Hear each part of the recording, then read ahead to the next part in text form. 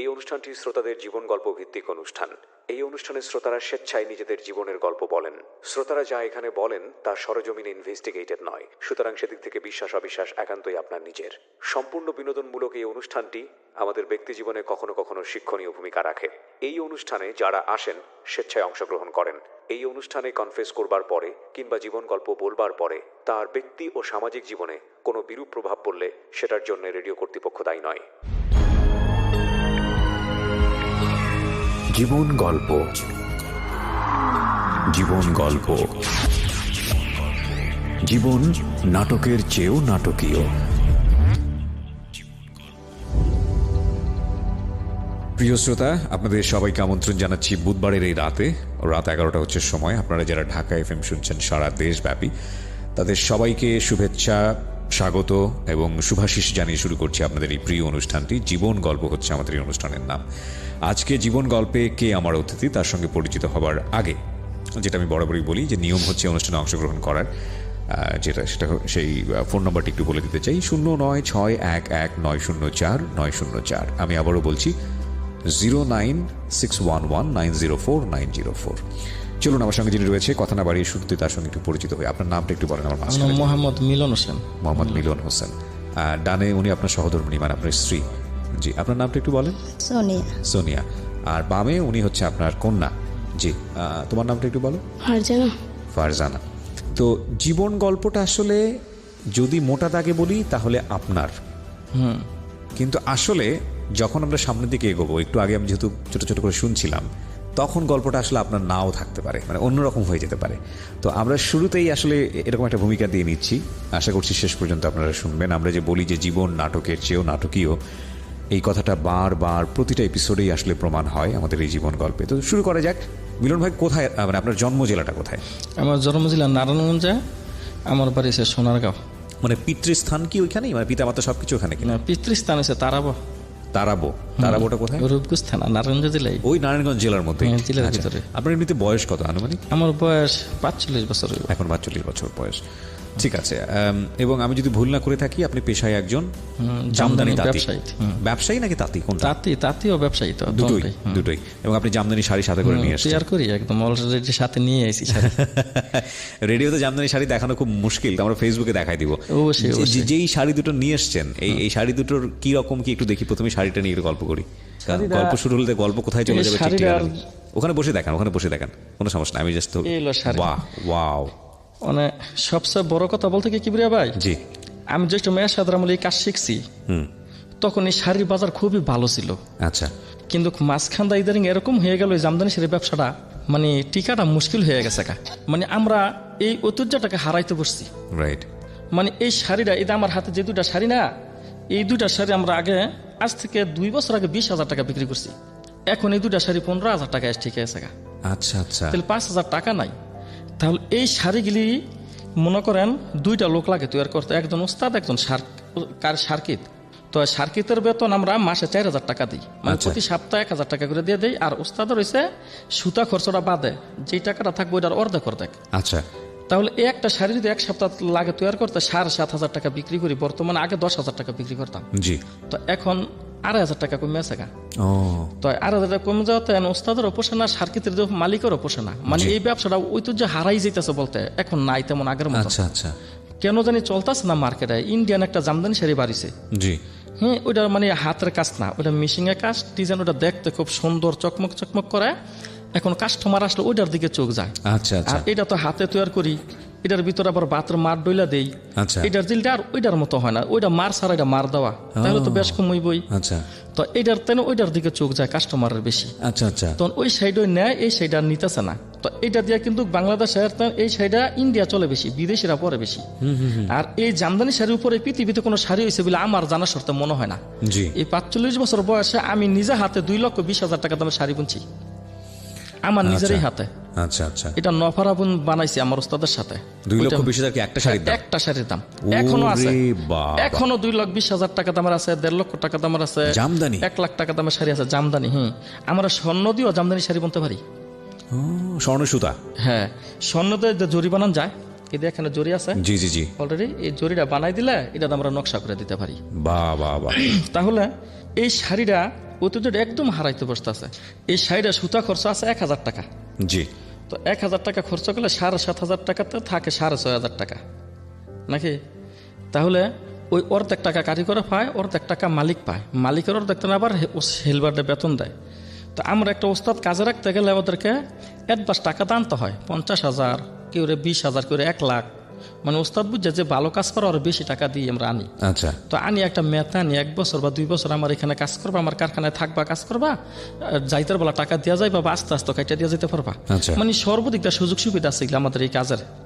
তো এখন দেখা যায় ওস্তাদরা 3,000 টাকা বেতন হয় না, 2,000 টাকা বেতন হয় না, মানে নিচে 2,000 টাকা দামের শাড়িও আছে ওখানে বর্তমানে। আগে এত কম দামি শাড়ি পাওয়া যায় না। হ্যাঁ 1500 টাকা শাড়িও আছে, 700 টাকা শাড়িও আছে। তো এই শাড়িটা নিচে নামে যাওয়ার কারণে ওস্তাদরা এই কাজ করতেছে না, মালিকরা হারাই যেতেছে গা। আপনি যেটা বোঝাচ্ছেন যে জামদানির একটা ক্রাইসিস চলতেছে, তাই তো? ঠিক আছে, আমরা অনুষ্ঠানের শুরুতেই আমরা এরকম একটা মেসেজ দিলাম, এবং আপনি যে দুটো জামদানি নিয়ে এসেছেন, এই দুটো জামদানির একটা বিশেষত্ব আছে প্রিয় শ্রোতা, সেটা উনি শুরুতেই বলছিল যে এই যে ভাতের মার বা কি বিষয় আছে, এটা হচ্ছে একদম পিওর হাতে বোনানো জামদানি। আমরা চাইবো যে এটার ছবি আমাদের ফেসবুকে দিয়ে দিতে। এই জামদানি শুধু জামদানি না, এই জামদানি হচ্ছে একজন তাঁতির জীবনের গল্প। হ্যাঁ, এবং সেখানে সে একটা জামদানি শাড়ি তুলতে কদিন সময় লাগে? এটা আমাদের 15 দিন সময় লাগছে। 15 দিন সময় লেগেছে। 15 দিন দুইজনের। এই 15 দিন জীবনে ঘটে যায় নানা ঘটনা, সেই ঘটনা ঘাত প্রতিঘাতের মধ্য দিয়ে একটা জামদানি শাড়ি তৈরি হয়। আমরা তো পড়ি আসলে, কিন্তু এটার সাথে একটা মানুষের শ্রম এবং সেই শ্রমের যে শিল্পের যে মূল্য, সবকিছু মিলিয়ে এটা একটা অনন্য শিল্প।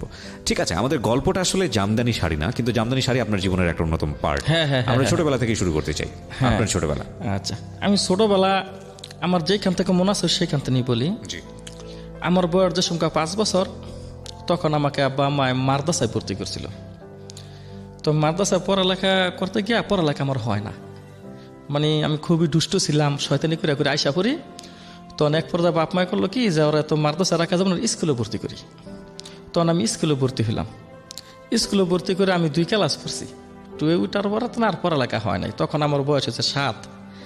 তো 7 বছর বয়স হচ্ছে, পড়ালেখা হয় নাই। পর্দা বাপ মায় কয় যে তুমি পড়ালেখা হইতেছে না, তো ওরা শাড়ির কাজও দিয়ে দিই, জামদানি শাড়ির কাজও দিয়ে দিই। এই কাজে ছোট ছোট বাচ্চাগুলো নিয়ে কাজ শিখায়। তখন এই জামদানি শাড়ির কাজ আমাকে দিছে, দেওয়ার পরে কাজ শিখতেছি। কাজে দেওয়ার পরে আমি কাজ খুব মন্দা করি। সপ্তাহে 10টা টাকা পাওয়ার করছে বলে কত খুশি, মালিকের যেইটা কয় বিনিময়ে সেইটাই করি। তো এইভাবে জীবন কাটতেছে আল্লাহর রহমতে। তো হঠাৎ করে আমার মায়ের বিরাট অসুখ হয়ে গেল গা। তখন বয়স 8 হইব, মার অসুখ হয়েছে গেছে গা। তো মার মাথায় পানি নামছে। পানি নামার পরে হাসপাতাল নিছে, এদের ঢাকা কলেজ মেডিকেল। আমি মেডিকেল আইসি আব্বার সাথে, আমার মনে আছে। তো আসার পরে মার মাথায় পানি নামছে, বললো যে 1 সপ্তাহ এখানে ভর্তি রাখতে হইব। তখন আব্বার কাছে টাকা পয়সা নাই। আমার আব্বাই মাছের ব্যবসা করতো, ভান্ডারি মুড়ি ছিল, মানে যা কাজ করতো উনি তাই খাইতো, কোনো আয় দায় করতো না। তো টাকা পয়সা নাই, তো মার চিকিৎসা করাম কিভাবে? তখন যেমন আব্বার রাত্রে কান্না দেখে আমার খুব কষ্ট লাগছে। আমি ছোটোর তুমি মানুষের দুঃখ কষ্ট দেখলে খুব কষ্ট লাগে। তখন আমি এক শুক্রবার দিন জুম্মার নামাজ পড়ে বাড়িছি, দিয়ে একটা লোক খুব পাঞ্জাবি প্যান্ট শার্ট পরে বাড়িছে, অনেক বড় লোক। তখন আমি মনে মনে কই কি যে এই লোকটার কাছ থেকে আমি আমার মায়ের জন্য কিছু টাকা সাহায্য চাবো, দেখবো দেয় কিনা। আমার মায়ের যদি চিকিৎসার ভাবে মারা যায় তো মা ডাক মুখারে, মানে এই কথা বললা। তখন ওনারা সালাম দিয়ে সামনে দ্বারা আমি বললাম যে আপনি মনে অনেক বড় লোক হইবেন। মানে লোকটা হাসতেছে আমার কথা শুনে, আমারও হাসি পায় কথাটা শুনে। এখন মনে হইলে হাসি, কারণ এখন আল্লাহ দিলে টাকা পয়সা দিছে, ওই আমি ছিল না। তখন লোকটা হাসায়, আমার কয় বাবা তুমি টাকার কথা জিজ্ঞাইতেছো, আমি অনেক বড় লোক হমু, তুমি টাকাটা কি করবা? আমি কই আমার মা হাসপাতাল, বাবার দেখছি রাত্রে কাঁদছে, টাকার জন্য চিকিৎসা করাইতেন না, যদি আপনি কিছু টাকা দিতেন আমার মাটার চিকিৎসা করে সুস্থ করে আনতাম। তখন উনি আবার বললো যে কোন হাসপাতাল? আমি কিছু কলেজ মেডিকেল, আমি শুনছি, আমি গেছি আব্বার সাথে দেখেছি। কয় তয় তোমার বাসায় আমরা নিয়ে যাই তারবা। লোকটা খুবই ভালো ছিল, আল্লাহ দিলে এই লোকটা এখনো জীবিত আছে। তখন আমি লোকটা রাঙ্গ বাসায় নেওয়ার পরে আমার আব্বার দেখে সিগনাল আইছে। পরে কয় তোমার ওয়াইফ এমন এমন হাসপাতালে কয় তোমার ছেলে তো আমার কাছে এমন এমন সাহায্য চাইতেছে, তা আমি ওটা হাসপাতাল যাইতে চাই। তখন এই লোকটা নিজে হাসপাতাল আইসা, মানে আমার মায়ের যা খরচ আছে যাবতীয় সব কিছু উনি দিছে। দেওয়ার পরে ওই দিন আমি নিয়ত করছি যে যদি কোনোদিন আমার সামনে এরকম বিপদলা লোক দেখি বা পরে, আমি এখন ছোট, আমি একসঙ্গে বড় হইলে যদি এরকম দেখি তা আমি ওনার মতো নেই সেবা করবো, মাশাআল্লাহ উনির মতো আমি সেবা করবো। তখন তিনি আমার মনের একটা এরকম অনুভব আমি করছি। তো করার পর আল্লাহ দিলে আমার মায় 10 দিন হাসপাতাল থাকার পরে ভালোই আইসে। আসার পরে যে মানে শুনছে যে আমি 7,000 টাকা দিয়ে ওনার চিকিৎসা করাচ্ছি, এই লোকটাতে চাওয়ার পরে চিকিৎসা, তখন তেন আমার মায় আমার খুব বেশি বেশি আদর করতো, যে তুই আমার ছেলে, আমার আরও 7টা ছেলে আছে, কিন্তু তোমার মতন এমন আমার কোনো ছেলে বকতো না। আমি এখন আমার মা বকতো, তখন আমার মায় খুব আদর করতো আমারে। তো আরও তো আমি আবার জামদানি সেরে কাজও করতেছি, শিখতে শিখতে আল্লাহ রহমত আমি কাজ শিখালাইছি।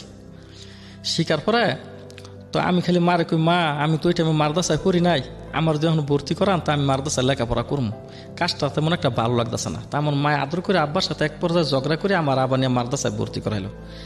তো করানোর পরে ওখানে গজল গায়, মানে আমাকে লগের ছেলে ফেলেগেরা ডেলি বিকালে বা সকালে গজল গায়, ইমাম সাহেব গজল পড়ায়। তো এমন করতে করতে আমি একটা গজল শিখছি। তো শিখার পরে ওখানে যে কোনো গজল প্রোগ্রাম পেলে আমার নাই, খালি গজল গাওয়ায়। তো আমি গজলটা এখানে আপনি অনুমতি দিলে গাইতে চাই, দেশবাসীর দর্শনে শুনুক। ছোট্ট করে একটু শুনতে পারেন আপনি। হ্যাঁ। এই কলে মা পর হরদম, এই কলে মা পর হরদম, কানে রূপে দি আতালা লা ইলাহা ইল্লাল্লাহু মুহাম্মাদুর রাসূলুল্লাহ লা ইলাহা ইল্লাল্লাহু। এই কলে মার 24 অক্ষর, 24 ঘন্টায় রাখো খবর। এই কলে মার 24 অক্ষর, 24 ঘন্টায় রাখো খবর। ডুব দে মানুষ তাহার ভিতর, ডুব দে মানুষ তাহার ভিতর, পাইবি রে মুন সিদ মাওলা লা ইলাহা ইল্লাল্লাহু। ঠিক আছে, সমস্যা নেই। হ্যাঁ বলেন, তারপর কি? তখন এইভাবে গজল গাইতে গাইতে তো হঠাৎ করে একদিন আমি পড়ালেখা পারি না দেখা ওস্তাদ আমার অনেক মারধর করলো, আমার ওস্তাদ জি বলতাম আর কি। তো মারধর করার পরে আবার মাদ্রাসা ফলাই আইসা কাজে জয়েন করে লাইছি। তো আমি তো হুনারি কাজ, তখন মালিকরা আমার সাথে টাকা দিয়া বেতন বেশি দেয়। আমি এমনি কাজ জানতাম, কোনো ওস্তাদ আমার সাথে কাজ করে পারতো না। আমি সার্কিট, কিন্তু ওস্তাদরা আমার সাথে কাজ করে পারতো না। তো যাক এইভাবে কাজ করতে করতে আল্লাহ দিলে মোটামুটি ভালো বেতন পাই, টাকা পাই, টাকা পয়সা যা পাই আমি আব্বার আইনা দিই, আব্বার হাতে দিই। তখন হঠাৎ করে আমার মায়ের ওদের যেই রোগটা ছিল না, ওই রোগটা আবার আরেক বছর পরে দেখা দিছে। দেখা দেওয়ার পরে এবার আমার ছোট ভাইও একটা এই তাঁতের কাজও দিয়ে দিছে, জামদানি কাজও। তো আমার মানে আব্বার কত লোক আমার পেট কমুক, ভাই বোন আমরা অনেক, 7টা ভাই 2টা বোন ছিলাম, পেট কমুক। তখন কাজও দেওয়ার পরে আমি টাকা পয়সা যা পাই সব আব্বারা তো আইনা দেই। তো এই টাকায় তো হয় না, তখন দিয়ে আমার এক বন্ধু রিক্সা চালায়। তো বন্ধুরে কই, দোসরে তুই যখন রিক্সা চালাস, তুই মাঝে মধ্যে আমার রিক্সাটা দিয়া যাইস গা, তো যা কামাইব অর্ধ কর দেখ। তো আমি রিক্সা তোমার একটা চালাইতে পারি না, ছোট মানুষ। তারপরে মানুষ উঠটা যেমন তারাবাতে 20 রোট নেই, তখন 2 টাকা ছিল 2 জন। তো আমি কই কি ভাই 2টা টিয়া দিলেন, আমার আর 2টা টিয়া দিলে ভালোই, তো আমার মায়না অসুস্থ। তো ওরা করতে কারো 5টা 10টা বেশি দেওয়া যেত। এতটুকু বাচ্চা রিক্সা চালাও, হ্যাঁ, এগুলোকে আমার 5-10 টাকা বেশি দিয়ে দিত। তো আমি করতাম কি আবার আনতে না, যে আরে ওরা যদি কই আমি 30 টাকা কাজ করছি, তো 15 টাকা দিতে হইব। তো ওরা 20 টাকার কথা কই 10 টাকা দেবো, 20 টাকা আমি রেখে দেবো। তো এরকম ভাবে পড়ায় মানে শুক্র শনিবার আমাদের কাজটা ছুটি, শনিবারে হাফবেলা, শুক্রবারে পুরাবেলা। তো এই 2 দিন প্রতি সপ্তাহে রিক্সা চালা 20-30 টাকা কাজ করে আব্বার হাতেই দিই। তো আমার সবাই খুব আদর করতো, ছোটত্ব নি আদর করতো। তো এরকম ভাবে একদিন আস্তে আস্তে আস্তে আমার কইছে তো আর বন্ধু তৈরি হয়ে গেল, আল্লাহর মতো বন্ধু বান্ধব তৈরি হইলো। তো একদিন বন্ধু বান্ধবের সাথে আমি তাজমহল একটা সিনেমা হল আছে, ওইখানে ছবি দেখতে গেছি। তো ছবি দেখে আসার পথে চাই দেখি এক পাগল ভিক্ষা করতেছে।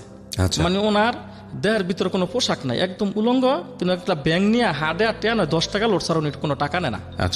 তখন ছবি দেখে বলে দেখি একটা উলঙ্গ পাগল, মানে একটা ব্যাং হাতে 10 টাকা লোডের নিচে উনি ভিক্ষা নেয় না। তখন এই লোকটার লোক আমার দেখা হয়ে গেল কাশপুর, এরকম ভাবে। তখন এমনই এই 11 কি 12 তখন আমি লগের গিলিট করতেছি কি, যে নারীর লোকটা যেন পাগল, টাকা চাইতেছে, আমার কাছে তো টাকা আছে, পরে 20 টাকার মতো আছে, ওই তো আমি 6 টাকা টিকিট সিনেমা হলে ছবি দেখি। তখন করলাম কি, ওনারা আমি 10টা টাকা দিছি, একদম লাল নতুন কসকস করতেছে টাকাটা ভাইয়া। উনি আমার মাথার মধ্যে হাত দিয়া দোয়া করলো যে বাবা তুই জীবনে সুখী হইতে পারবি, মানে এতটুকু কথা শব্দ যোগ কইছে, আমার মনে আছে, মনে আছে। তখন আমি বাড়িতে এলাম, মায়া মার কাছে গল্পটা শেয়ার করলাম। তো মায়া আমার কইতেছে কি, তুই পাগলটা 10 টাকা দিছ, খুবই ভালো করছ বাবা, কিন্তু তুই ছবি দেখতে গেলি কেন? এটা তো ভালো করছ নাই, আমি আজকে তোরা বাদ দিতাম না। তখন এই কথা কইতাছে, আবার মায় বাতও বাড়তাছে, মানে এমন রাগ হইয়া শাসন করতেছে, আবার বাতও বাড়তাছে। তখন এক পর্যায়ে আমি নিজেই রাগ দিলাম, আমি ভাত খাবো না। এই কথা না কই আমি গিয়ে শুয়ে রইলাম।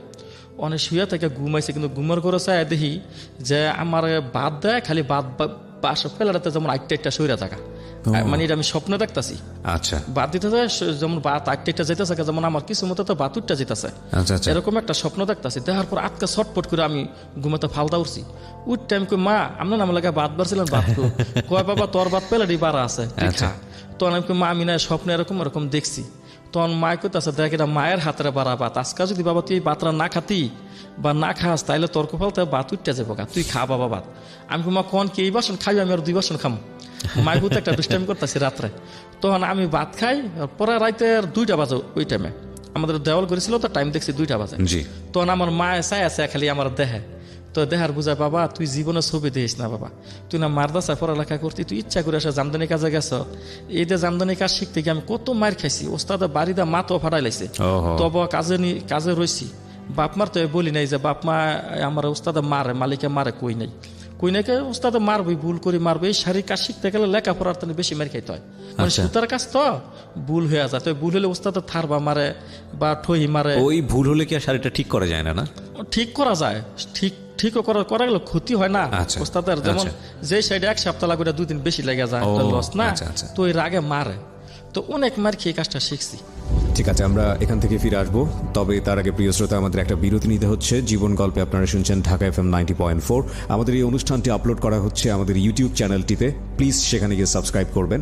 আমাদের ইউটিউবের ঠিকানা www.youtube.com/dfm904।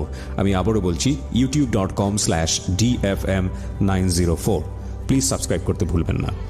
এই ফাঁকে প্রিয় শ্রোতা আপনাদের সবাইকে জানিয়ে রাখছি, ইতিমধ্যেই শুরু হয়েছে রেডিও আম্বার 102.4 FM আমার একটি নতুন শো, যে অনুষ্ঠানটির কথা হয়তো বা অনেকেই জানেন, মাইক্রোফোন টেস্টিং 1024, যেখানে বাংলাদেশের ছড়িয়ে ছিটিয়ে থাকা অসম্ভব প্রতিভাবান শিল্পী যারা আছেন, যারা কোথাও কোনো ফ্লোর পান না কিন্তু খুব ভালো গান, তাদের সুযোগ ঘটছে একটা অনুষ্ঠানে, একটা এপিসোডে নিজেকে প্রকাশ করবার। আপনি যদি খুব ভালো গান করেন এবং আপনি যদি মনে করেন এই অনুষ্ঠানটিতে আপনি অংশগ্রহণ করবেন, তাহলে এই নাম্বারটিতে ফোন দিতে হবে এবং নাম্বারটিতে ফোন দিয়ে ফোন থেকে আপনি যে নির্দেশনা পাবেন সেই অনুসারে আপনি কাজটি করবেন। ফোন নাম্বারটি হচ্ছে 09611001024। আমি বাংলায় বলছি এবং ধীরে ধীরে বলছি, 096101001024। এই নাম্বারটিতে ফোন দিয়ে আপনি নির্দেশনা অনুসারে আপনি কাজটি করবেন। আর এমনও হতে পারে এই অনুষ্ঠানের মধ্য দিয়ে সারা বাংলাদেশ আপনাকে অন্যভাবে চিনবে। সো অপেক্ষা করছি আপনার কলের। জীবন গল্প, জীবন নাটকের চেয়েও নাটকীয়। জীবন গল্প।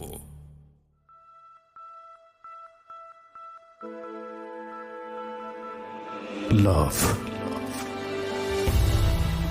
হেট, challenge, motivation, lies, truth, impossible, virtue, morality, something beyond entertainment. Welcome to my stage of reality. Stay tuned. Sunday and Wednesday with me RJ Kibriya, only on Dhaka FM 90.4. জীবন গল্প, জীবন নাটকের চেয়েও নাটকীয়। জীবন গল্প। স্বাগত আরও একবার বিরতির পর আপনারা শুনছেন জীবন গল্প ঢাকা FM 90.4-এ। আমাদের এই অনুষ্ঠানটি আজকে খুবই গুরুত্বপূর্ণ, কারণ আজকের এই অনুষ্ঠানে 2টো পার্ট রয়েছে এবং গল্পের যে জায়গাটায় আমরা আছি, কিছুক্ষণ পরে আমরা এমন একটা জায়গায় ঢুকে যাব আপনি চিন্তাও করতে পারবেন না যে গল্প কোথায় ছিল, কোথায় গিয়ে দাঁড়ালো। এবং শুরুতেই বিশেষভাবে অনুরোধ থাকছে যে আজকের এই জীবন গল্পটি শেষ পর্যন্ত শোনার জন্য। যারা ইতিমধ্যে ফেসবুকে আছেন তারা কিছুটা হলেও আভাস পেয়েছেন যে আসলে কোন দিকে যাচ্ছে আজকের এই গল্পটি। আমি কথা না বাড়িয়ে মিলন সাহেব আপনার কাছে আবারও ফিরছি। তারপর তো শিকার পরে তখন এক পর্যায়ে ভাত খাওয়ার, তখন আমি ভাত খাই, মা খেলে চায় তখন আমি মায়ের এক পর্যায়ে কথা দিই, মা আমার জীবনে জান আমি কোনো দিন আর ছবি দেখতাম না। আমি আজও পর্যন্ত সিনেমা হলে ছবি দেখি না, কিন্তু আমি টিভি দেখি, খবর দেখি, ঘরে বসে দেখি, কিন্তু সিনেমা হলে আমি যাই না। ওই তো মায়ের কথা দিছি, মার দেওয়া কথাটা আমি আজও পর্যন্ত রাখছি, ইনশাল্লাহ আল্লাহ দিলে রাখার চেষ্টা করবো। আচ্ছা ঠিক আছে। তখন ভাত খাওয়ার পরে তখন মায় আমার কইলো, বাবা নিয়ে আজকে ভাতটা খাইছত, আমার মনটা তুই জুড়াইছত, আল্লাহ তোরে সারা জীবনের লেগে যাতে সুখী করে আমি দোয়া করি। আমি সব সন্তানগুলোকে দোয়া করি, কিন্তু তারপরও তোর আমি একটু বেশি দোয়া করি, কারণ কি জানোস, তুই তো ভিক্ষা করে আমার চিকিৎসা করতাম। মায় আমার খালি কথাটা পড়াকে এখনো কয়, আমার মা জীবিত আছে, আব্বা নাই। তখন আমি মারে কই, মা আপনার দোয়া করেন, আপনার দোয়া আল্লাহ আমার সব কিছু দিব। তো কিছুদিন পরেই আমি নিজের কারখানার এই তাঁতবো আমার বাসায়, আমি কই মা আমার 5,000 টাকা পুঁজি বাসায় তাঁত লিয়ে বইতে পারি, এটা পুঁজি কম লাগে। তখন আমার মায় আমার যে কোনো ভাবে দাঁড় দৌড় করে দিয়া, টানা টোনা দিয়া, মানে বিম যেটা বলে আর কি, দিয়া নিজে কাজও বসায় দিল বাড়ির ভিতরে। তো একটা ওস্তাদ সার্কিট রাখছি, কাজে আমি ওস্তাদ হয়ে গেছি, একটা সার্কিট রাখছি, ওরা 1,000 টাকা মাসে সপ্তাহে বেতন দেই। সপ্তাহে 1,000 টাকা? হ্যাঁ, সপ্তাহে 1,000 টাকা দেয়, আর আমি ওস্তাদ। তখন খুব ভালো ব্যবসা চলতেছে, টাকা পয়সাও দিতেছি খুব ভালো। শাড়িও প্রতি সপ্তাহে আমি কাটি 5,000 6,000 টাকা বিক্রি করি। আচ্ছা। তখন আমাদের অভাব অনটনটা কিছুটা দূর হইল। তখনই আমার শুরু হয়ে গেলো বিভিন্ন দূর পাড়া গেতন লোক কালেকশন করে মানে তাঁত বাড়ান, যেমন 2টা লোক পাইলে একটা তাঁত বাড়াইতে পারি। আচ্ছা। ওখানে প্রথম একজন পাইলে একটা লোক শিখাইতে 6 মাস সময় লাগে, 5-6 মাস সময় লাগে। তো প্রথম একজন আইনা কাছে খালি বয় থুই বিভিন্ন কাম কাজ করাই বা মাঠটার বাড়াই। তো আস্তে আস্তে ওরা শিখে আবার একটা ওস্তাদ নিয়ে ওরা দা বয় দিই। তো এই যে দূর ফারা কেতনের লোক চোখ আইনা এইভাবে কাজ করাতে করাতে হঠাৎ করে মানে আমার এই সিলেটের একজন লোক সাক্ষাৎ হইল, মানে আমাদের এলাকায় ভাড়া থাকে, ওরা ভাড়া থেকে রিক্সা চালায় ওদের জীবন চালায়। তখন কইলে আমাকে সিলেটে তোমাকে একটা লোক আইনা দেবো কাজের জন্য, আমাকে ঠিক আছে আইনা দেন। তখন ওনার জন্য আমি সিলেট গেছি। তো যাওয়ার পর তো শাহজালাল বাবা, শাহ ফরান শাহ বাবার মাজার আমি জেরত করছি। জেরত করেই ওদের এলাকাত গেছি, ওইটা হচ্ছে কোম্পানিগঞ্জ বলে, অনেক দূর। সিলেট টাউনে তো 200 টাকা সিএনজি ভাড়া বর্তমানে। তখন যার ওইখান থেকে ছেলেটা আনার পরে আমি ছেলেটা কাজ শিখাইতেছি। কিছুদিন পরে ছেলের মাটা মারা গেছে। মারা যাওয়ার পরে এই খবর শুনি সাথে সাথে আমি গাড়ি তুলছি এই ছেলের নিয়ে, যে মারা যতক্ষণ মারা গেছে, তো চলো তোমার মায়ের আমরা যদি নাও দেখতে পারি, যে এত এলাকাটার মধ্যে কইতেও পারবো যে তোমার আমি নিয়ে গেছি। যাওয়ার পরে দেখি ওর মায়ের দাফন কাফন সব কিছু করে লাইছে, কিন্তু কই ছেলেটার আমার সাথে কাজ হয় না। এইটা কি আমি 2 বছরের জন্য কাজে নিছি, 6-7 মাস হয়েছে মাত্র কাজটা ওরা শিখায় সারলাম, ওখানে তো কাজে হয় না। অলরেডি একদম খুব একটা বেইমানি না ফরমানি। তখন ওই ছেলের বীর চাই পাই না, পাহাড় সিফা চাপা কই না কই জায়গা, ওর আম্মা এই বাপে বীর চাই, চাষাই বীর চাই, কেউ পায় না, মা তো মারা গেছে। তো না পেয়ে ওইখানে আমি 3 দিন ওর আশায় থাইকা তখন আবার বাড়িতে আসছি। আসার পরে আমি ওই লোকটার বলতেছি যে আপনি তো ছেলেরা দিলেন না, ছেলে মারা গেল, আমি মায়া করে নিয়ে গেলাম, কিন্তু কয়তো আমার মায়া করলো না, সে তো ওইখানে রয়ে গেল। তখন ওই বললো কি যে ভাই এক ছেলে গেছে, যত নাই আমি তোমার আরো অনেক পোলাপাই দিব, তুমি টেনশন করো না, আমাদের সিলেটের মানুষ লোক ভালো আছে, কারণ উলিদের দেশের মানুষ তো আমরা এত বেমানি করি না। আমার এইভাবে সান্ত্বনা দিল উনি। তখন আমি ঠিক আছে। তখন ওইখান থেকে লোকাই না এই আমার এখানে কারখানা বড় করে আস্তে আস্তে কাজ করাইতেছি। তো করতে করতে করতে তালা দিলে বাপ মায় ওখানে আমি লায়ক হয়ে গেছি, বয়স বাড়ছে, বাপ মায় আমার জন্য অনেকখানো মেয়ে দেয়, কিন্তু মেয়ে আমার চয়া যায় না। তো ততদিনে তাঁতের সংখ্যা কয়টা? হ্যাঁ, এখন তাঁতের সংখ্যা আমার তখন আমার 5টা তাঁত ছিল আস্তে আস্তে। তখন একদিন 5টা তাঁতে 5টা শাড়ি নামছে, রাইতের 2টা বাজে হাড়ি মিলতো, মানে 8 মিলতো, ডেমরা বা আউনি স্কুলের এখানে হাটটা মিলে, এখন পর্যন্ত মিলে। হ্যাঁ, হাট মিলে, জামদানির হাট। হ্যাঁ, জামদানির। তো এখানে ইন্ডিয়ান পার্টি আইতো, চিটাগাং তাইতো, চট্টগ্রাম তো যেত, ঢাকাতে যাইতো, বিভিন্ন জায়গাতে পার্টি আইতো, ওদের কাছে মাল বেচতাম। তো রাত্রে 2টা বাজে সিএনজি তুলছি আসার জন্য। তখন আমার কাছে হচ্ছে 5টা শাড়ি, আরো অনেক তাঁতিকের কাছে শাড়ি আছে, আমাদের ডাহাইতে দৌড়া সবার মানে টুকটাক ঘুষি মুসি দিয়ে আমাকে চাকমাকে তো পোজ দেয় না, হয়তো এলাকার ছেলে ফেলে আছে, কিছু চিনতে পারি নাই। আমাদের তো শাড়িগুলো ওরা নিয়ে গেল, নিয়ে গেছে। তো বাড়িতে কিস্তি মিস্তি আছে, অভাব হয়ে গেলাম, চলমু কিভাবে, কারণ 5টা শাড়ির দাম 25,000 টাকা ছিল। তো ওইটার মতো টাকার অনেক দাম, 25,000 টাকা বর্তমানে 25-30 লাখ টাকার মতো লাগে। আচ্ছা। খুব অভাব। তখন আব্বা আম্মায় খুব কান্নাকাটি। তো মা একটা কথা কইছে যে শাড়ি গেছে গেছে, তত মার দূর করে নাই, যদি আজকে একটা কূপ দিত, একটা চাকুদা ফার দিত, কিন্তু তারপরে শাড়িগুলো এত কষ্ট করে যে বানাইছি, আর কষ্টটা সইতারি না। তো খুব কান্নাকাটি করছি, নিজেও কাঁদছি, পুরুষও কাঁদছি, একদম মেয়েগো মতো চিৎকার ফাঁকরা করছি আমরা সবাই। আমি জানি না যে কেন আমরা এই কথাটা বলি যে পুরুষরা কাঁদতে পারবে না। আমার তো মনে হয় কান্না কারোরই আটকানো উচিত না। কান্নার কোনো ছেলে নাই মেয়ে নাই, যখন কান্না আসবে, যদি কান্নার সুযোগ থাকে তো অবশ্যই কাঁদবেন, কারণ কাঁদলে হার্টটা ভালো থাকে, সবাই কাঁদে ইনফ্যাক্ট। তো তখন কান্নাকাটি করার পরে এলাকাবাসী সবাই বুঝাইলো, বুঝানোর পরে যাক মনটা রাস্তায় শক্ত করে যা আবার নতুন করে কাজ কর, সমস্যা কি, 1 সপ্তাহ সারি না নিচে সারা জীবন পরিচয় হাতে বাচ্চাদের কাজ করতে পারবি বুঝানোর পরে তখন আবার শনিবার তলের কাজ হবো। আর আমার সার্কিট গুলি এত ভালো ছিল, ওরা বলতেছে যে আমরা সারি যে নিচে কাম করে বেতন লাগবে না, আমরা কেউ বেতন 1 সপ্তাহের কাজ আপনার ফ্রি করে দিলাম, যত টাকাতে সারি নিচে গা এখন তো আর কিছু করার নাই, আপনি টাকা দিবেন করতে না। তখন আমি না তোমাদের টাকা আমি প্রয়োজনে সপ্তাহ 250-200 করে দিয়ে দিব, আস্তে আস্তে দিয়ে দিব, তোমরা কেন শুধু শুধু টাকা নিতা না, হয়তো একবার না পারি আস্তে আস্তে তুমি, কিন্তু ওদের টাকা আমি সম্পূর্ণই দিছি, আচ্ছা আস্তে আস্তে দিছি। তখন আব্বা আমা আমার মেয়ে দেখার জন্য পাগল হয়েছে, ছেলে কাজ করে যদি ছেলে নষ্ট হয়ে যায়, কিন্তু চতুর্দিকে মেয়ে দেখে আমি আর মেয়ে পছন্দ করি। আমার ইচ্ছে কি বিয়া করবো না, আমি অনেক বয়স হলে বিয়া করবো, আসলে আমি অনেক বয়স হিসাবে বিয়া করছি। তো এইভাবে মেয়ে দেখতে দেখতে প্রায় ওরা 4-5 বছর গেল গা, অনেক ভালো ভালো জায়গায় মেয়ে দেয়। তো এর মধ্যে একটা ঘটনা কি, আমার এক কারিগর, মানে যারা ওস্তাদ ওদেরকে কারিগর বলি কাজ করে, নাম হচ্ছে শহীদুল্লাহ, তারাবো বাড়ি। জি। তখন এই ছেলের জন্য মেয়ে দেখতে যাইব আমুল্লা মেন্দিপুর, এদের ডেমরার এখানে। তো আইব না আমার বলতেছে যে আমাকে হাউদ বলতো, মাহাজন গো সবাই হাউদ বলে, আচ্ছা যে হাউদে আমনো তো বিয়া শাদী করেন না, তাই বলে কি আমাকে বিয়া করাইতেন না? তো আমার জন্য তো আব্বা আমার মেয়ে দেখতে যাইবো, আপনারা সাথে নিমু। আমি ঠিক আছে যামু। তো শুক্রবার দিন মেয়ে দেখতে যাবো, মানে 20 বার সে শাড়ি সার রাত লাগাই লাইছে, মানে যেই শাড়িটা দিনও হওয়ার কথা ওই দিনের বেলা একটু কাজ অবহেলা করছে, ঘুমাইছে টুমাইছে, শাড়ি তো সার রাত লাগিয়েছে গা। আর এই শাড়িটা এমন একটা কাজ, মানে পিস ফলে এটা সহজে তোলা যায় না, যত এটার ভিতরে সুতো একটা একটা করে ঢুকায় ডিজাইন তুলতি, এটা তো মিস নাই। যে শাড়িতে যেই ডিজাইন এটা করতেই লেখাপড়ার মতন, 1 2 না পুরো তো কই 3 তো পুরো তো না, এইভাবে 1 সুতা 2 সুতা করে দিয়া দিয়া ডিজাইন তুলতেই হইব, অনেক কষ্টের কাছে এটা। তো শাড়ি সার রাত লাগাইছে, ফজর নামাজ পড়ে শাড়ি কাটছে, যে জায়গায় 2টা বাজে হাটে শাড়ি বিক্রি করে ওই জায়গায় 2-3 ঘন্টা পর আইসি, আইসা দেখে হাটও শেষ পর্যায়ে। তো যাক আইসা মাহাজন পাইছি, শাড়ি বিক্রি করতেছি, এক পর্যায়ে তো সারাই তোর ঘুমার তো দেখতে হতে অন্যরকম দেখা যায়, চোখ মুখ লাল। তো ওই করছে কি শার্ট প্যান্ট পিন্ধা লইছে, আর আমি পাঞ্জাবি আর প্যান্ট পিন্ধা নিছি। এখন মেয়ে দেখতে আসার পরে খুবই এটা হাসির ঘটনা আমার জীবনে খুই।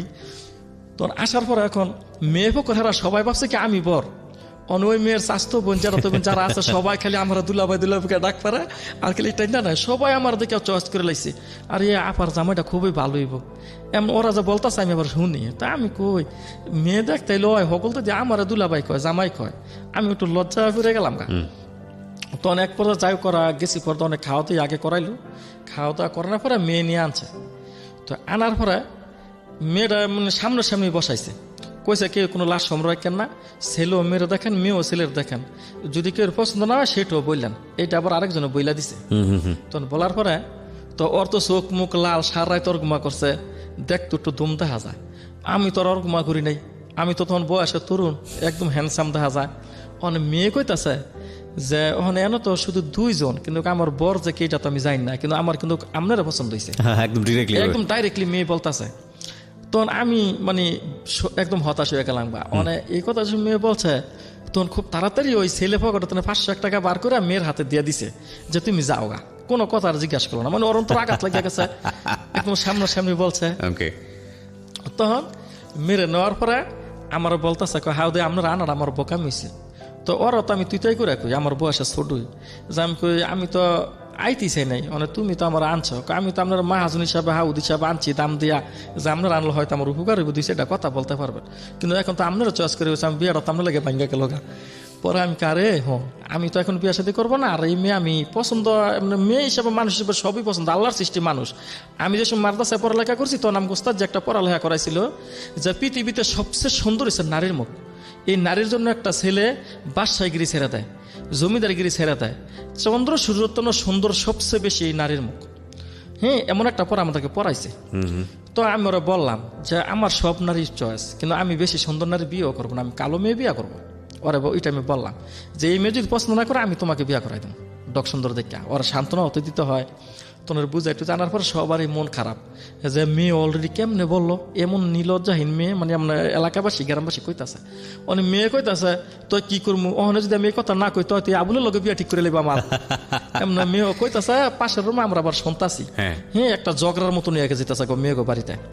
তখন এক পরে যাক আমরা দেখে টেকে যার যার মান সম্মান আছে না, আত্মসম্মান বুক সবারই আছে। তখন আমরা আইসা পড়লাম, আসার পরে ওইখানে আর যাওয়া হইল না, বিয়া শেষ হয়ে গেল।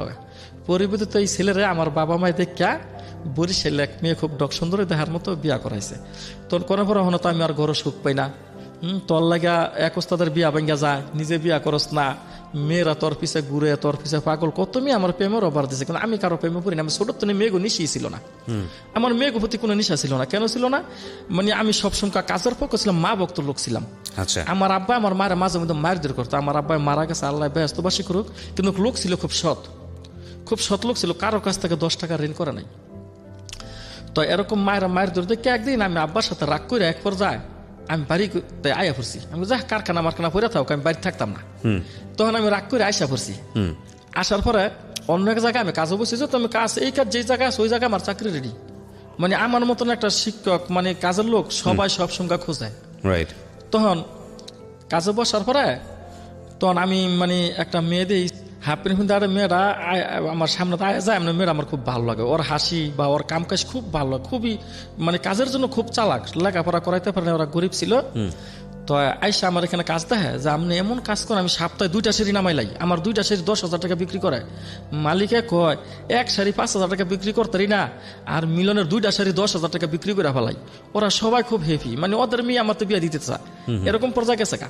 তাছাড়া ওই বয়সে সুন্দর ছিলাম, লায়ক হয়ে গেছি, আমার পড়া 28 বছর বয়সে ওই টাইমে। আচ্ছা। তো অনেক পর্যায়ে বাবা মা খুব চিন্তা, এমন একটা কাজের ছেলে যদি বাইতে রাগ করে জায়গা, তো সংসারটা কি করে চলে। তখন এই জায়গায় কাজে বসে পড়ছি। মালিকে হারকিত রাখছে 1 বছরের জন্য, কন্ট্রাক্টে আমার দিচ্ছে। আমি যদি এই সার্কিট না কাজ না করি, এই সার্কিট আরেক কোম্পানির যাইব গা, মালিকের যাইব গা। তখন আমি 15 দিন কাজ করার পরে 7,500 টাকা জমাইছি, খাওন খাদ্য খাইয়া টাইয়া পট করছে বাদে জমাই আমি বাড়িতে আইছি। আসার পর আমি সবার কই যে সবার এই বিয়ার বেড়াম কি সারছে, এইভাবে ঝগড়া টগড়া করবো না আমার সাথে, করে না। আমার একটা পিচ্ছি মেয়ে পছন্দ হয়েছে, মেয়ের বয়স মনে হয় 12 হইতো না। যদি এই মেয়ে বিয়া করাইতে পারেন তাই আমি বিয়া করবো। বাপ মার কাছে আমি আপনার বললাম, বলার পরে বাপ মা এইটা কি ছেলে, এইটা আবার কি করলো? আমার ভোলার বয়স যদি 28 হয় বা 27 হয়, তাহলে কি 12-13 বছরের মেয়ে আমার ছেলেতে বিয়া দিব? এটা কোনোদিন হয়? তখন আমার তারপর মার মন মায় করলো কি, মেয়ে দেখতে গেল। দেখতে যাওয়ার পরে মার তো পছন্দ হয় না। মাকে এতটুক বাচ্চা মেয়ে হাফ প্যান্ট পিন্ধা চলে, এই মেয়ে তো পছন্দ হয় না। আর যে মেয়ের বাপ মা যাগুলোর বিয়ার কথা কইব, মায়ের সাহস পায় না, কারণ মেয়ে তো ছোট লায়ক হয় নাই। তখন আমার মায় করলে কি ঘুরা ঘেরা দেখে আইসা পড়লো। আসার পর আমার খবরদার নিচ্ছে, নিয়ে বুঝাইতেছে, বাবা তুমি তো অনেক ভালো ছেলে, আমার তোমার খুব মায়া করে আদর করি, তোমার জন্য আমার অনেক দোয়া সবসঙ্গে আছে থাকবো, তুমি বাড়িতে ঠিক মতো কাজ করো, তুমি না থাকলে কারখানা চলে না। আমার ছোট ভাই একটু ডেকশন করতো, কিন্তু ওর কথা কেউ মানে না, কাজ করো না ঠিক মতো, এলিমুলি হয়ে যেতেছে, তো সংসারটা বিচ্ছিন্ন করো না বাবা, তুমি কাজ করো। আমি কইতেছি আমি এই মেয়ে বিয়ে না করা পর্যন্ত তোমার শান্তি নাই। আমি যদি বাড়িতে বলি তো মেয়ের দেওয়া পাইতাম না। আচ্ছা। মেয়ে কালো, কিন্তু এই মেয়ের মধ্যে আমি আলো খুঁজা পাই মা, আমার চোখটা তোমার চোখে লাগাই দাও, এই মেয়ে অনেক সুন্দর লাগবো, এমনি কইতাছি। মাকে তোর এই মেয়ে কি জাদু করলো, তুই এই মেয়ের জন্য পাগল? কিন্তু এই মেয়ে তো জাদু করার মানুষ, মেয়ে তো কিছুই বুঝো না বিয়া, এই মেয়ের সাথে তুই প্রেম করতে আমার বুঝাইতেছে। আমি কি না মা, আমি এই মেয়ের মন জয় করিয়া যে কোনো বিনিময় এই মেয়ের আমি আনবো অলরেডি, আপনি দেখবেন, আপনি আমার জন্য দোয়া করেন। আমি এই মেয়ে না আনা পর্যন্ত পাইতাম না, এমন একটা জিদ নিছি। এলাকাবাসী সকলতে কয়, যে ছেলে দেখলাম মেয়ে গুদিক চায় না, এত ডোক সুন্দর মেয়েরা হেরা প্রেমের ওভার দেয়, কত মেয়েরা ডিস্টার্ব করতো, মেয়ে দিতে এখানে একটা ছোট মেয়ে, যে মেয়ে লায়ক হয় না, এই মেয়ের জন্য এই মেয়ের মধ্যে কি পাইলো? একটা হাস্যকর না, পুরো এলাকার মধ্যে একটা এর রবুটটা গেল গা। মেয়ের কাজের গুণে, আসলে অন্য কোনো গুণে না, মেয়ের চেহারা টেহারা তেমন একটা ভালো না বা কালো, কিন্তু মেয়ের কাজের গুণে আমি মেয়ের প্রতি দুর্বল হয়ে গেছি গা, যে আমি এরকম একটা কাজের মেয়ে চাই। তো অনেক পর্যায়ে করলাম কি, এই মেয়েরা সরাসরি আমি একদিন কয়ে নিলাম যে আমি তো তোর বিয়া করে এলাম, একদম ডাইরেক্টলি। এই যে আপনার পাশে যে বসে আছে সেই হচ্ছে সেই মেয়েটা। ওকে, যে নিয়ে এই কথা বললাম, ওই করলো কি, মানে একটা হাসি দিয়ে, মানে দৌড়, ছোট তো 12-13 বছরের মেয়ে, আর কটু কইব, এমন খাটো ছিল, হ্যাঁ করলো কি দৌড় ফেরা গিয়া করলে মারতে দিল বইলা। ঠিক আছে, এরপরে কি হয়েছে আমরা শুনবো অবশ্যই, কিন্তু বিরতির সময় যেহেতু হয়েছে একটা বিরতি নিতে হবে। প্রিয় শ্রোতা, ছোট্ট একটা বিরতি নিচ্ছি। আর আরেকটা কথা আরেকবার মনে করিয়ে দেবো যে আজকের এই জীবন গল্পটা অন্য একটি জায়গায় গিয়ে থামবে। যেখানে আমরা আছি সেটা গল্প না, গল্প আসলে অন্য কিছু। কিন্তু মিলন সাহেব সেই গল্পের খুবই গুরুত্বপূর্ণ একটা পার্ট। যারা ফেসবুকে আছেন তারা ইতিমধ্যে বুঝে গেছেন যে গল্পটা কোথায় যাবে। আমাদের ফেসবুকের ঠিকানা www.facebook.com/ILoveDhaka.FM। আমাদের এই অনুষ্ঠানটি আপলোড করা হচ্ছে আমাদের ইউটিউব চ্যানেলটিতে, প্লিজ সেখানে গিয়ে সাবস্ক্রাইব করবেন। আমাদের ইউটিউবের ঠিকানা www.youtube.com/DFM904। আমি আবারও বলছি, youtube.com/DFM904। প্লিজ সাবস্ক্রাইব করতে ভুলবেন না। এই ফাঁকে প্রিয় শ্রোতা, আপনাদের সবাইকে জানিয়ে রাখছি ইতিমধ্যেই শুরু হয়েছে রেডিও আম্বার 102.4 FM আমার একটি নতুন শো, যে অনুষ্ঠানটির কথা হয়তো বা অনেকেই জানেন, মাইক্রোফোন টেস্টিং 1024, যেখানে বাংলাদেশের ছড়িয়ে ছিটিয়ে থাকা অসম্ভব প্রতিভাবান শিল্পী যারা আছেন, যারা কোথাও কোনো ফ্লোর পান না কিন্তু খুব ভালো গান, তাদের সুযোগ ঘটছে একটা অনুষ্ঠানে একটা এপিসোডে নিজেকে প্রকাশ করবার। আপনি যদি খুব ভালো গান করেন এবং আপনি যদি মনে করেন এই অনুষ্ঠানটিতে আপনি অংশগ্রহণ করবেন, তাহলে এই নাম্বারটিতে ফোন দিতে হবে এবং নাম্বারটিতে ফোন দিয়ে ফোন থেকে আপনি যে নির্দেশনা পাবেন সেই অনুসারে আপনি কাজটি করবেন। ফোন নাম্বারটি হচ্ছে 09611001024। আমি বাংলায় বলছি এবং ধীরে ধীরে বলছি, 096101001024। এই নাম্বারটিতে ফোন দিয়ে আপনি নির্দেশনা অনুসারে আপনি কাজটি করবেন। আর এমনও হতে পারে এই অনুষ্ঠানের মধ্য দিয়ে সারা বাংলাদেশ আপনাকে অন্যভাবে চিনবে। সো অপেক্ষা করছি আপনার কলের। জীবন গল্প, জীবন নাটকের চেয়েও নাটকীয়। জীবন গল্প।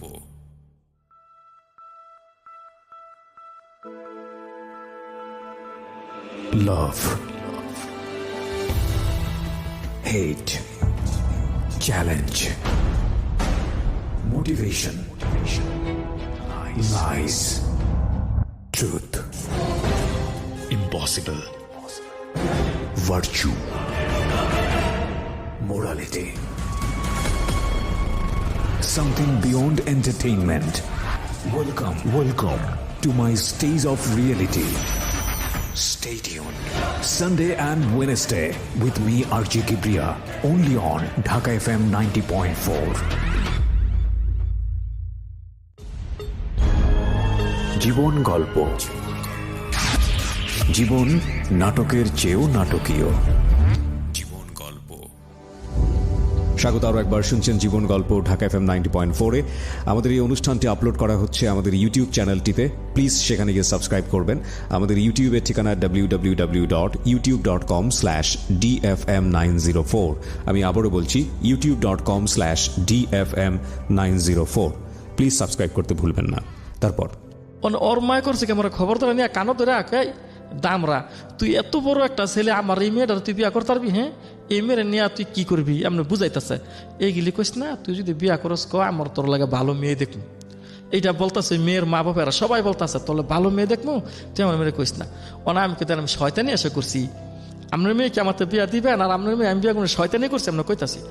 তখন এক পর্যায়ে মেয়ের লোক প্রতিদিনই খালি আমি কই আমি তোমার বিয়া করুন। পরে একদিন মেয়ে আমার কইতাছে, ওর ভিতরে কি ধরনের জ্ঞান গাছ আমি সঠিক জানি না, আমার আপনি কি সত্যি আমার বিয়া করেন? ভাবা করবো, আপনি যদি সত্যি বিয়া করেন তো ওহনে আমি আপনার লোক জামকা। আমি আর কি, আমি তো অনেক নিতারাজি একবার নগতে মেরে নিয়া গেছি গা। অনেক মেয়েরা যে সঙ্গে নিছি, তখন আমার বড় বোনের বাসায় আমি গেছি। আমার বড় বোন সাফিয়া করে নাম, ওর বাসায় গেছি। বোধ আমার বোনে রান্দার লার কিনে আমার ইচ্ছা মতো মারলো। এতটুক মেয়ে নিয়ালি, আরে তুই যদি 20 বছর বয়সে বিয়া করতে এই মরম তো মেয়ে তোরই তো এমন আমার বোকা টোকা করে আমার মায়ের ধরে করে কি বাইতে বার করে দিল। দেওয়ার পরে সরাসরি বাড়িতে গেলাম, বোনের বাড়িতে সরাসরি। আমি সাহস আছে ছোটতে, বাপ মারা টাকা পয়সা দিতেছি, এখনো দিতেছি, আমার একটা ভুল কি বাবা মায় ক্ষমা করবো না? তখন বাড়িতে গেলাম, বাইর যাওয়ার পরে আব্বাই আমার অনেক মায়ের ধরে করলো। তখন আব্বার তো মার খেয়ে আমি আব্বারে কই, আব্বা আজকে আমি মার খেয়ে বাইতে বাড়িতে, আমি সহজে বাড়িতে মানে নিজে বাড়ি করে আপনাকে দেখাই তুমি, ইনশাল্লাহ আমি আসবো না বাড়িতে কোনোদিন। তখন মায় কান্নাকাটি করে বাইরে বুঝায় থাকতো না, কি করবা, আমরা ওর কদিন বুঝাই টুজা, মেয়ের কদিন কেটে বুঝাই টুজা ই করে দেবো, মানে মেয়ে আমার সাথে রাখবো না। আমার মায় বুঝ দিতেছে মহিলা মানুষ যে বুঝা যায়, কিন্তু আব্বা বুঝ মানা না। বুঝতে পারে এক পর্যায়ে করলে কি আমাকে খেতাই দিল যে এই মেয়ের জানতাম চোথানো নিয়ে দিয়া। তখন অলরেডি করলাম কি, এই মেয়ের নিয়ে আমি তালতলা কাটাবো একটা জায়গার নাম স্থান, ওইখানে গিয়া কাজও বসি। বোয়ার পরে এখন আমরা তো আর বিয়া পড়াই নাই, তো বসি পর্দা ওইখানে ওদের কাছে বলতেছি কি আমরা বিয়া করছি। তো যেই মালিক, ওই মালিক আবার আগের তাহলে কিছুটা আমার চিন্তা, আমার কাজের ব্যাপারে উনি জানতো। উনি আমাদের শাড়ি কিনা নিছে কয়েকদিন। তখন কইতাছে যে আপনার না শাড়ির তাঁত আছে, আপনি নিজেই না একটা মালিক, তো এমন কাজে আমি মানে পুরা ঘটনা ভাঙ্গে ওদের কাছে বললাম, মিথ্যার কোনো কোনা বলি নাই, যে এইভাবে আসে আমরা এখনো বিয়া করি নাই। তখন উনি করলো কি, আমরা মজুমপুর কাজের বসে নিয়া ওরা গার্জেন হইয়া বিয়াটা পড়াইলো, বিয়া পড়াই দিছে। বিয়া পড়াই দেওয়ার পরে মানে ওই বলতাছে আমি বিয়া বমু, রাজি বিয়া আর আপনার করাইছে। ভয় করে নাই যে এত ছোট একটা মেয়ে পরবর্তীতে যদি পাল্টি নেয় বা যেটা হয় আর কি? না তখন ভয় ছিল না, আমি ওর মানে অন্ধ পাগল ছিলাম একেবারে। ওর কাজ দেখে আপনি প্রেমে ওর পড়েছেন? কাজের জন্য শুধু সত্য কথা, ওর শুধু কাজের কাজ জন্যই। বলতে মানে কি জামদানির কাজ করতো? হ্যাঁ জামদানি কাজ করতো অলরেডি। ওর বাবা বা কয় সে বড় লোক বানাই দিছে এই কাজ করে।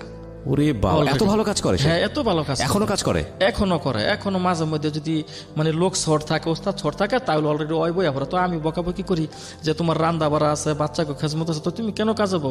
শেষ কয় আমি যতদিন বাচ্চা থেকে ততদিন কাজ করে যাবো, তুমি তো আমার কাজের লোভই আনছো, এই কথা বলে আর কি। কিন্তু আমি এটা তো ওই সময়কার সময় তার এখন নাই। তখন এক পর্যায়ে করলো কি বিয়াটা পড়াইলাম গো। হ্যাঁ। বিয়া পড়ানো ওই মালিকে মানে আমাদেরকে গড় জায়গা দেয় না, হ্যাঁ। তো যাকে এটা খুবই একটা কষ্টের কাহিনী। এই ঘটনাটা আমার ওয়াইফের কাছ থেকে শুনলই আমি খুশি। আচ্ছা, কি হয়েছিল সনি, আপনি একটু বলেন শুনি কি হয়েছিল এরপরে? ওই জায়গার মধ্যে আমার যেই টাইমে নিছিল জি। ওই টাইমে ওরা একটা পাকের ঘর দিছিল আমাদের। তারপরে আমি ভাবছি যে আমি এরকম একটা বিয়ে বইয়া তারপরে স্বামী লইয়া আসলাম। আয়সা আমার তো থাকারও জায়গার অভাব ছিল না, খাবারও অভাব ছিল না। তার কারণ মানুষের বাড়িতে আসলাম, আয়সা এখন পাকের ঘর দিল।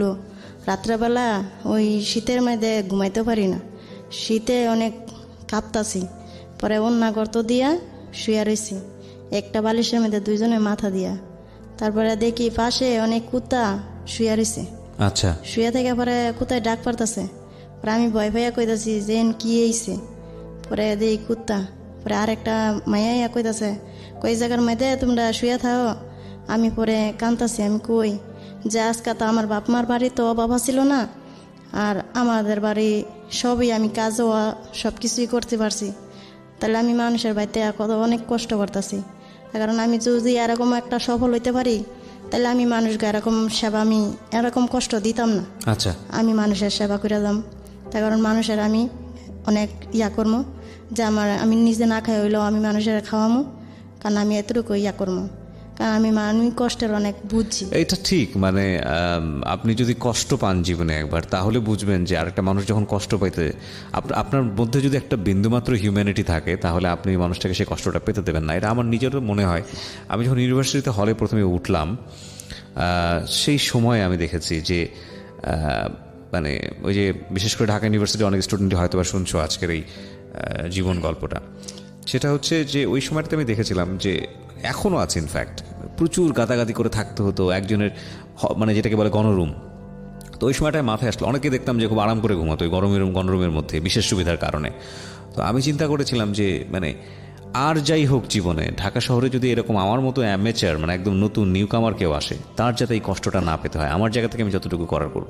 তো ওইটাই মানে মানুষ কষ্ট পেলে আসলে যদি তার ওইটা মনে থাকে, তাহলে সে ওই রকম কষ্ট যে পায় তার পাশে তার দাঁড়ায়, তার যদি মানবিক বোধটা থাকে। হ্যাঁ, যেটা বলছিলাম। পরে আমি ছোটবেলা তো কাজকর্ম বাপ মা তো পড়ালেখা শিখাইতে পারে নাই। তো বিয়ে হলে কি হলো, মানে বিয়ে হওয়ার পরে কি বাবা মা জানলো না যে আপনি বিয়ে বাপ করছেন? মা ওই যে চাকরি, আমি যে সময় জামদানি কাপড় বানাইছিলাম, কাপড় বানাইছি সময় আমার কাকাগো বাসা অনেক কাজ করছে। তারপর আমাদের বাসায় আমি নিজে কাজ করছি। আমার কাকা একটা বকা দিছে আমার আম্মুরে। মানে কথাটা সে ঠিক মতো বলতে পারতেছে না আর কি। মানে আমি বলি জি। যে টাইমে ওই মালিকের বাসায় কাজও বইলাম, তো মালিকে করলো কি পাক করে আমাদেরকে থাকতে দিল কেন, মানে সে আমাদেরকে অবিশ্বাস করলো যদি আমরা টাকা পয়সা নিয়ে পালাই যাই। আচ্ছা আচ্ছা। আমি মেয়ে নিয়ে পলাই আইছি, তখন পাক করে থাকতে দেওয়ার পরে ঘুমে তো ওঠার পরে চাই দেখি দুজনের দুই সাইডে দুই কুত্তা শুয়ে রয়েছে, দুই কুত্তা। তখন এক পর্যায়ে সে বলতেছে যে আমার বাপ মার বাড়িতে তো অর্থ সম্পদ কম নয়, ঘর দর সব আছে, তোমার বাপ মার বাড়িতে আছে, কিন্তু আজকে কুত্তার লগে ঘুমাই। তখন আমি আমার ওয়াইফের সান্ত্বনা দিলাম যে দেখো তুমি তো ছোট মানুষ, বুঝো না, ভয় পাইও না, আলাদা এটি কোনো বিষয় না, কোনো সমস্যা নয়। আমরা সাহস দিতেছি যে এরকম এক সময় কাইব, তুমি দেখবা আমার বাড়িতে মানুষ থাকবো, কিন্তু ওদেরকে আমরা কষ্ট দিতাম না। তখন আমার ওয়াইফ বলতেছে হয় এটা ঠিক, যে সময় আল্লাহ তাআলা আমগো তৌফিক দান করবো, এমন তৌফিক দিব, তখন আমগো বাড়িতে মানুষ থাকলে আমরা কেউ কষ্ট দিতাম না। তখন আমার ওয়াইফ আমার সাথে একটা প্রতিজ্ঞা করলো। তখন ওইভাবে প্রতিদিন পয়েন্টটা মনে রাখবেন প্রিয় শ্রোতা, কারণ গল্পটা আসলে শুরু হবে এতক্ষণ পর্যন্ত যে বৈচিত্র্যময় জীবন গল্প আপনারা আছেন, সেখানকার টার্নিং পয়েন্টটা হচ্ছে একটু পরে। এবং এই জন্যই আপনাদের এই যে ওদের যে লাইফের যে ঘাত প্রতিঘাতগুলো কোনো বিদ্যা প্রতিষ্ঠানে গিয়ে কিন্তু ওনারা শেখেননি। কিন্তু ইন্টারেস্টিং ব্যাপার হচ্ছে যে ওনারা নিজের বিভিন্ন জায়গায় ঠেকেছেন। যেখানে একটা কথা আছে গ্রামাঞ্চলে, যেখানে ঠেকেছি সেখানে শিখেছি। তো ওই যে ঠেকার শেখাটা, এটাকে ওনারা ব্যক্তি জীবনে কীভাবে ব্যবহার করেছেন সেই জায়গাটায় আমরা আসবো। হ্যাঁ, বলছিলেন। তারপরে ওইখানে 1 মাসে পাক করেছিলাম, আর 1 মাসে এই কুকুর ছিল। কুকুরের সাথে ঘুমাতেন? হ্যাঁ, তখন 1 মাস পর দেখে মালিক আমাকে বিশ্বাস করতে শুরু করলো। করার পরে আমাদেরকে ছোট্ট একটা রুম দিল যে তোমরা এইখানে থাকো। তো থাকতেছি, তো এই দিক দিয়ে আবার করলে কি ওর বাপ মা তো জানে না, ওকে নিয়ে আমি পলাই কই নিয়ে রাখছি, আঙ্গু বাড়িতে খুঁজতো, সবখানে খুঁজতো, পাইতো না। তখন একদিন এলাকার একজন আমাকে দেখছে, দেখার পরে বলতেছে তুই যে মেয়েটাকে নিয়ে গেছ, তুই মেয়ে নিয়ে থাকো কোন জায়গায়? তখন আমি মেয়ে তো বিয়ে করে লাইছি, মেয়ে বিয়ে করলেছি, আমার এখানে রাখছি। তখন আমি অলরেডি ওকে ঠিকানা দিলাম। দেওয়ার পরে আমার শ্বশুর শাশুড়ি আমাকে আনতে গেল, ওর মেয়ে শুদ্ধ যখন বিয়ে যখন নিয়ে গেছে আজকে 1 মাস ধরে। তো আমরা আর এটা এই বিভিন্ন গঞ্জাম করতে রাজি না, আমরা সরল মানুষ, যাক মেয়ে যদি ভাত খাতে আমাদের কোনো আপত্তি নাই, তুমি এইখান থেকে বাড়িতে এসে পড়ো, আর নাই তুমি তঙ্গ বাড়িতে যাও গা। আচ্ছা। তখন আমার শ্বশুর শাশুড়ি দুজনে গিয়া এই কথা বলার পরে তখন আমি বললাম যে দেখেন আপনার মেয়ে আনাতে আপনার যে ক্ষতি হয়েছে, আমি বাপের বাড়িতে যাইতাম না, আমি বাপ মার সাথে জিদ করে বাড়িছি যে আমি নিজে বাড়ি ঘর করে আমি আমার আব্বা আমাকে দেখাই দিব, যদি আপনার বাড়িতে আমাকে নেন, কিছু না বলেন, আমি যাবো, আমি আপনাকে ইনশাল্লাহ উপকার ছাড়া কোনো ক্ষতি করব না। তখন আমার হরে কয় না, আমি তোমাকে বিশ্বাস করি, কারণ তুমি তো আমাদের এখানে কাজ করতে থাকছ, বিশ্বাস করি, কিন্তু তুমি বয়স্ক একটা লোক হয়ে আমার এই মেয়েটাকে আনাটা তোমার ঠিক হয় না, এটাই তোমার সবচেয়ে বড় অপরাধ। উনি তো মুরব্বী মানুষ, জ্ঞানী মানুষ, জ্ঞানের কথা আমার বুঝাইছে। তারপরে আমি ওনার পায়ে ধরে বললাম যে আব্বা আপনার রাগ করেন না, এটা আমার বেয়াদবি হয়েছে, চরণ ভুল হয়েছে, কিন্তু আসলে ওরা বুঝতো যে ওদের মেয়ে আমার যোগ্য না, মানে আমি আরো সুন্দর মেয়ে পাইতাম, আরো ভালো জায়গায় যাইতাম, আরো অনেক ভালো মেয়ে পাইতাম, ওরও জানতো। তখন ওরও মানে আমাকে ততটা রাগ অনুসার এতটুকু যে বয়স্ক আর অল্প বয়স এতটুকু ওদের রাগ, এছাড়া কোনো বিধাতন্ত্র নাই। আচ্ছা। তখন এক পর্যন্ত ওরা মান্না অজ্ঞ বাড়িতে নিল। তখন আমি শ্বশুর বাড়িতে থাকি, তখন শ্বশুরের তখন তার ছিল মাত্র 2টা। তখন আমি যাওয়ার পরে 2-3 মাসের ভিতরে ওনার তার 10টা বানাইছি। বানায় আমি কি আব্বা আপনার লোক তৈরি করে দিবেন, আমি খালি কাজ শিখাম, আর আমি সপ্তাহ আমার আব্বা আমরা টাকা দিব, আমি যে টাকাটা কাজ করি ওই টাকাটা আমি আব্বা আমরা দিব, এটা যদি না করেন তাহলে আমি আপনার বাড়িতে থাকবো না। মানে আমি বাপ মা বক্ত ছোটতে ছিলাম। তখন আমার শ্বশুর বলল না, তুমি কাজ করিয়া তোমরা আলাদা খাইবা, আমি আমার মেয়ের কাছেও রাখ, আমি আমার মেয়ের একসাথে রাখবো না, আমার মেয়ে ভাগ করবো তুমি খাইবা। আমার এমন আমার শ্বশুর শাশুড়ি বলতেছে আমার মেয়ে ভাগ করবো তুমি খাইবা, হ্যাঁ ঘর সংসার করার ইচ্ছে হয়েছে না, হ্যাঁ ঘর সংসার করবো, এমন মনের আবেগে বলতেছে।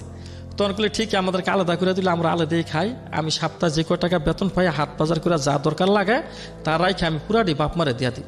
তো আমার মায়ে আমার আব্বার সাথে একটা জিনিস নিয়ে ঝগড়া করে যে আমার ছেলে যত বড় বুলি করুক যাই করুক, কিন্তু তুমি দেখো তো আমার ছেলে টাকাটা ঠিক মতো বাড়িতে এসে দেওয়া যায়, ওরে মারি কেটে যাই করি সে তো টাকা বন্ধ করে নাই। হ্যাঁ, তখন এইভাবে বুঝাইতে এক পর্যায়ে আমার বাপও মন নরম হয়ে গেল, সবার মনে নরম হয়ে গেল। আচ্ছা। হ্যাঁ, সবাই আমাদেরকে মানে এক পর্যায়ে মানিয়ে নিল।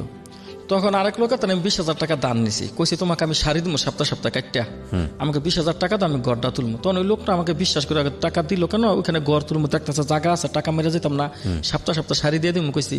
তখন ওইখানে করলাম কি, যেখানে গড় নিছি ওইখানে একটা তাঁত বসাইছি, বসায় স্বামী স্ত্রী দুজন কাজ করতেছি।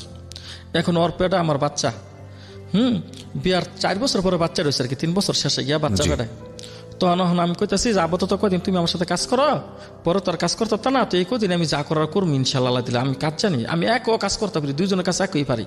তো নয় আমার অনেক হেল্প করে, আমার ভক্ত, বাপমার বাড়িতে আসতে বলে বাপমার আইতে দিতেছে না, বাপমার কাছে কয় না আমার স্বামী যেদিকে যাবে আমি এদিক যাবো, সে আমার প্রতি এত ভক্ত, আমার ওয়াইফ আমি অনেক ভালো পাইছি, আমি ওর প্রশংসা করি সব জায়গায়। এরকম মেয়ে যাতে প্রতি ঘরে ঘরে জন্ম নেয়, বাহ, আল্লাহর রহমতে। দেখুন, আমি আপনাদেরকে একটা কথা বলি, আজকের এই জীবন গল্পে যারা এতক্ষণ মনোযোগ দিয়ে শুনছেন, যে ভদ্রলোক এবং ভদ্রমহিলা এখানে এসছেন তাদের এডুকেশনাল ব্যাকগ্রাউন্ডটা খেয়াল করবেন এবং লাইফের ফিলসফিটা খেয়াল করবেন। আমরা বারবার এই জায়গাটায় আপনাদেরকে নক করি যে একজন মানুষ একাডেমিক্যালি হাইলি কোয়ালিফাইড এডুকেটেড হলেই যে সে একেবারেই জীবন বান্ধব একটা ফিলসফি নিয়ে সামনের দিকে এগোবে, বিষয়টা এরকম না। আবার একেবারে ওই আপনার পাশের বাড়িতে থাকা যে মানুষটাকে আপনি কোনোদিন কেয়ারই করেননি, তার জীবনের একটা ছোট্ট অংশ আপনার পুরো জীবনটাকে পাল্টে দিতে পারে। ওদের যেই টানাপোড়েন, সেই টানাপোড়েনের মধ্য দিয়ে ওদের শিক্ষা এবং একই সাথে নিজেকে জয় করার জন্যে যুদ্ধ করে এগিয়ে যাওয়া, this is the point, and another point is coming up. এটা খুব ইম্পর্টেন্ট একটা পয়েন্ট, ওটার জন্য কিছুক্ষণের মধ্যে আমরা ওখানে নক করবো। এই ফাঁকে প্রিয় শ্রোতা, আপনাদের সবাইকে জানিয়ে রাখছি ইতিমধ্যেই শুরু হয়েছে রেডিও আম্বার 102.4 FM আমার একটি নতুন শো, যে অনুষ্ঠানটির কথা হয়তো বা অনেকেই জানেন, মাইক্রোফোন টেস্টিং 1024, যেখানে বাংলাদেশের ছড়িয়ে ছিটিয়ে থাকা অসম্ভব প্রতিভাবান শিল্পী যারা আছেন, যারা কোথাও কোনো ফ্লোর পান না কিন্তু খুব ভালো গান, তাদের সুযোগ ঘটছে একটা অনুষ্ঠানে একটা এপিসোডে নিজেকে প্রকাশ করবার। আপনি যদি খুব ভালো গান করেন এবং আপনি যদি মনে করেন এই অনুষ্ঠানটিতে আপনি অংশগ্রহণ করবেন, তাহলে এই নাম্বারটিতে ফোন দিতে হবে এবং নাম্বারটিতে ফোন দিয়ে ফোন থেকে আপনি যে নির্দেশনা পাবেন সেই অনুসারে আপনি কাজটি করবেন। ফোন নাম্বারটি হচ্ছে 09611001024। আমি বাংলায় বলছি এবং ধীরে ধীরে বলছি, 096101001024। এই নাম্বারটিতে ফোন দিয়ে আপনি নির্দেশনা অনুসারে আপনি কাজটি করবেন। আর এমনও হতে পারে এই অনুষ্ঠানের মধ্য দিয়ে সারা বাংলাদেশ আপনাকে অন্যভাবে চিনবে। সো অপেক্ষা করছি আপনার কলের। যে জন্য আপনাদেরকে অনেকক্ষণ ধরে বসিয়ে রেখেছি, সেই টার্নিং পয়েন্টটা শুরু হবে 12টার পরে। আপনাদের সবার প্রতি আমার বিনীত অনুরোধ, আজকের এই জীবন গল্প আপনি শেষ পর্যন্ত শুনবেন। আরজি কিবরিয়া আপনার সঙ্গে রয়েছি। ঢাকা এফএম শুনছেন আপনি 90.4-এ। ছোট্ট একটা বিরতির পর ঠিক রাত 12টায় গল্পের আসল জায়গা। সঙ্গেই থাকুন। জীবন গল্প, জীবন নাটকের চেয়েও নাটকীয়। জীবন গল্প।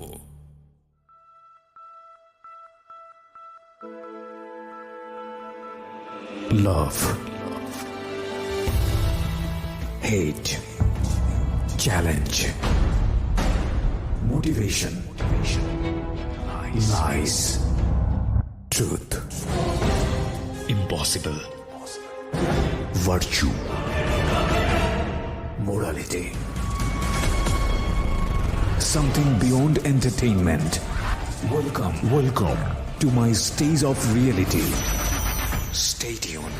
Sunday and Wednesday with me RJ Kibriya, only on Dhaka FM 90.4.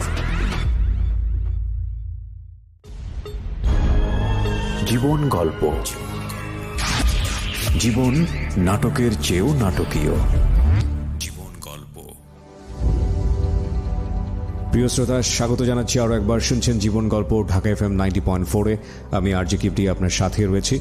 আর যারা জীবন গল্প বলার জন্য আমাদের এখানে আসতে চান, ফোন করবেন 09611904904 এই নাম্বারে। আমি আবারও বলছি 09611904904 এই নাম্বারে। জি মিলন সাহেব, বলুন তারপর। তারপরে ওকে নিয়ে কাজে বসার পরে আল্লাহ দিলে এই উইদে আমাকে বাইরে থাকতে যে সিলেটে তো লোকের না কাজ করতাম, জি আমি ওই লোকের কাছে গেছি, ভাই আমি তো এখন নতুন করে বাড়িঘর করছি, ওইখানে কিছু তাঁতবো, আমি কিছু তুমি লোক তৈরি করে দাও। তখন বলো ভাই তো আমার সাথে সিলেট যাইতে হইব। তখন ওইখানে তো গরিব এলাকা, সিলেট হচ্ছে খুবই গরিব এলাকা, ওই জায়গায় কোম্পানিগঞ্জ মানে ইন্ডিয়ার সাথে লাস্ট বর্ডার বাংলাদেশের। তখন ওইখানে যাইয়া মানে উনি আমার অনেক মূল্য দিছে যে উনি ওই দেশের একটা কোম্পানি, ঢাকার কারখানা আছে জামদানি শাড়ি। তখন মানুষ সবাই আমার মানে কোম্পানি করে ডাকে। তখন ওইখান থেকে আমি প্রথমে 3টা ছেলে ভাই পাওয়ার পরে কাজে আনছি। তো আইনা মানে তোর বয় থেকে বাচ্চা মাসটাকে তো শিখান লাগে। তো 3 ছেলে করছি কি, আমি 2 বছরের জন্য মেতা আইনা আবার 1 বছরের মেতা কই অন্য অন্য মালিকের কাছে 2জন দিছি আর 1জন আমার কাছে রাখছি। তাহলে 1 বছর বাহি 1 বছর আমার লাভ, মানে 2 বছরে 6,000 টাকা দিই। তো ওই 6,000 টাকাটা আমার দিতে হইব। আর 1 বছরের জন্য যাকে দিছি কন্ট্যাক্ট করে ওই আর কোনো টাকা দিত না, শুধু কাজ শিখাইব। এইভাবে দিছি। তখন একটা ছেলের আমি আবার করছি 1 মাসের ভিতরে মোটামুটি কাজ বুঝাই লাইছি। তখন আমার ওয়াইফের আমি কাজে তুলে দিছি। আচ্ছা। তো এইভাবে আস্তে আস্তে সিলেটের আমি লোক আনি কাজ শিখাই। তখন প্রথম আমার একটা ঘর ছিল, একটা ঘরের মধ্যে 3টা তাঁত ছিল। তো আস্তে আস্তে এই ঘরটার মধ্যে আমি 5টা তাঁত বয়াইছি। আচ্ছা। বয়া খুব ভালো চলতাছি। তখন 3 বছর হওয়ার পরে আমার হাতে পরে অনেক কিছু টাকা হয়েছে, কিস্তি মিস্তি তুললা মিললা, যার তেনে 500 জায়গায় ওর কাছ থেকে আবার 200 জায়গা কিনছি। জায়গা বাড়ানোর লোক বাড়তাছে, আমিও জানি আমার কারখানা বড় হইবা, আমি এটার কাজ জানি, আমার কারখানার মানুষ কমতো না। তো আমার বাড়িতে যারা কাজের জন্য আসে, তখন ওই যে আমরা যে কুকুরের সাথে ঘুমাইছি ওই কথাটা খালি আমার চোখে ভাসে, যার ওদেরকে তো কষ্ট দেওয়া যেত না মানুষ, আমি তো কষ্ট পাইছি। আমার ওয়াইফে কুকুরের লগে আমি ঘুমাইছি, আজ থেকে বেশি দিন আগে না, হয়তো 5-6 বছর আগের কথা হইব, কিন্তু আমি কেন ওদেরকে কষ্ট দেব? তখন ওদের জন্যই করছি কি, আবার আমি নতুন করে এই কাজ করি বা কিস্তি তুলে ঘর তৈরি করছি। ঘর তৈরি করে আলাদা, মানে ছেলেরা ছেলে গরমও থাকবে, মেয়েরা মেয়ে গরমও থাকবে। একদম ফ্যান ট্যান দিয়ে দিছি, নতুন মশারি কিনে দিয়ে বিছনা পাটি সব দিই। ওদেরকে খুব যত্ন, নিজের সন্তানটার তো আমি কাজের মেয়ে বা ছেলেকে খুব যত্ন করি। শুধু ওই দিকে খেয়াল করি যে মানুষ যাতে কোনো সময় এরকম কষ্ট না পায় আমার মতন। তখন এইভাবে করতে করতে এখন বর্তমানে আমার 15টা তাঁত। জি। তো আজ থেকে মানে 7 বছর আগের কাহিনী তুমি যাইতেছি। তো 7 বছর আগে মানে তাঁত তো আমার অনেক আগেই ছিল, এটা তো গল্পের মাধ্যমে আসলাম। তো একটা মেয়ে আমার অনেক কাজ করে। তো এই মেয়ের বাপ মায় আমার রিং দিছে, যে মিলন ভাই আমার এখানে একটা কাজের মেয়ে বা হয়েছে, আপনি কি মেয়েটারে নিতে আসবেন, আপনার লাগবো কাজের মেয়ে? আমি কি, হ্যাঁ আমার তো কাজের মানুষ লাগবো। কাজের মানুষ চাইলে আমি দিতারি না, কিন্তু পাইলে আমি আনি। এই কথা কত হলে আপনি শুক্রবার আসেন, আসলে একটা মেয়ে পাইছি আপনার কাজও তো আমাকে ঠিক আছে। তখন এই করলাম কি, আমি এই সিলেট মানে জামদানি শাড়ি তো বিক্রি করে আর টাকা পয়সা কারখানার কর্মচারীকে বুঝাই দিয়ে তোমার যাইতে হইব, নাই তো এটা করার মনে কেউ বাও নাই। জি। তখন আমি ভোর রাত্রে ডেমরা এসে সারি বিক্রি করে সবার টাকা টোকা দিয়ে জুম্মার নামাজ পড়ে আমি সিলেট রওনা দিছি। তো রওনা দিছি বর্দা, আমার কদমতলি বাস স্ট্যান্ড যাইতে এতে বাদ যায় 10টা বাজার পরে ওইখান থেকে সিএনজিতে গেছি বোলাগঞ্জ, 250 টাকা ভাড়া দেওয়া। বোলাগঞ্জ যাওয়ার পর ওইখানে গিয়ে যাইতে রাত 11:30 বাজে সময়। তো রাজ্যের সময় 11:30 বাজে আছে গা। তখন আমি কই এত রাত্রে ওইখানে বোলাগঞ্জ তো ওইখানে হুন্ডার দেওয়া যাইতে হয়, মানে হ্যাঁ গোজে স্থানীয় কয় মায়ার বাজার, জি, সর বাজার মায়ার বাজার এটি পাশাপাশি। তখন হুন্ডার দেওয়া যাইতো, তখন এত রাত্রে হুন্ডার নাই। তখন চিন্তা ভাবনা করলাম ওখানে কি করি। তো এই 2 কানি খেত সামনে হচ্ছে পাহাড়, এই আর নিজ দিয়েছে রাস্তা মানে লাশ বটার। তো বটার এলাকা দিয়ে হাইটা যাইতো কাঁচা রাস্তা। তখন আমি করলাম কালার আসলে নামলে হাঁটা শুরু করলাম। হাঁটতে হাঁটতে যাইতে যাইতে পরে 4 মাইল জায়গা হাঁটছি 1 ঘন্টায়। আচ্ছা, বড় বড় কাক দিছি, হ্যাঁ অনুমানিক 4 মাইল জায়গা হইব। তো হাঁটার পরে যে একটা মেয়ের কান্না, খালি মা মা শব্দ শোনা যায়। মেয়ে মানে কি শিশু নাকি? হ্যাঁ শিশু, 7 বছরের একটা বাচ্চা আর কি। আচ্ছা, একটা মেয়ের কান্না। তখন আমি মানে ভয় আতঙ্ক হয়ে গেলাম, আরে এত রাত, নাকি আমার পিছনে কোনো জিন ভূত বেজলো, আমাকে মারার জন্য কোনো প্রস্তুতি নিতেছে, মানে আমার মনের ভিতরে ভয়। কি আমি ভয় পাই, আবার খেয়াল করি আর আমার সাথে আমার আব্বা আমার দোয়া আছে। আমি তো আমার জীবনে করে কষ্ট দিনে জানা সরতে, আমি তো যা করছি ভালো করছি, তাহলে আমার মৃত্যু তো এইভাবে হইতে পারে না। আমি আল্লাহর কাছে সবসময় কই, আল্লাহ আমার মৃত্যু পশু পাখির মতো দিও না, মানুষের মতো আমি মরতে পারি, এরকম মৃত্যু দিও তুমি আমার। এখন আমি কই আর সর্বক্ষণ আমি লা ইলাহা ইল্লাল্লাহু মুহাম্মাদুর রাসূলুল্লাহ পড়ি। ওদের মাদ্রাসায় পড়তে সংখ্যা শুনছি যে যেই লোকে 100 বার কলমা পড়ে আল্লাহ তাআলা ওই লোকের দোজখনিতে শর্মাইব। তো এই কারণে আমি নামাজও পড়ি, 5 ওয়াক্ত পড়তে পারি না, কিন্তু পড়ি, কিন্তু ফাঁকে কলমা আমি ডেলি 100 বার 200 বার 1000 বারও পড়ে ফেলি। আমি কলমা রাত দিন 24 ঘন্টায় পড়ি। আচ্ছা, তখন আমার মনের ভিতরে কলমার একটা সাহস আইলো, আমি কলমা পড়তে থাকলাম জোরতে জোরতে। তখন আমি কই খালি বাচ্চার কান্না শুনি, অনেকক্ষণ দাঁড়ায় থাকার পরও কান্না শুনি, তো একটু কাছে যাই, মায়া তো লাগে। শিশু বাচ্চার কণ্ঠ শুনলে কার মায়া না লাগো, কি ভাই বলেন না? নিশ্চয়ই।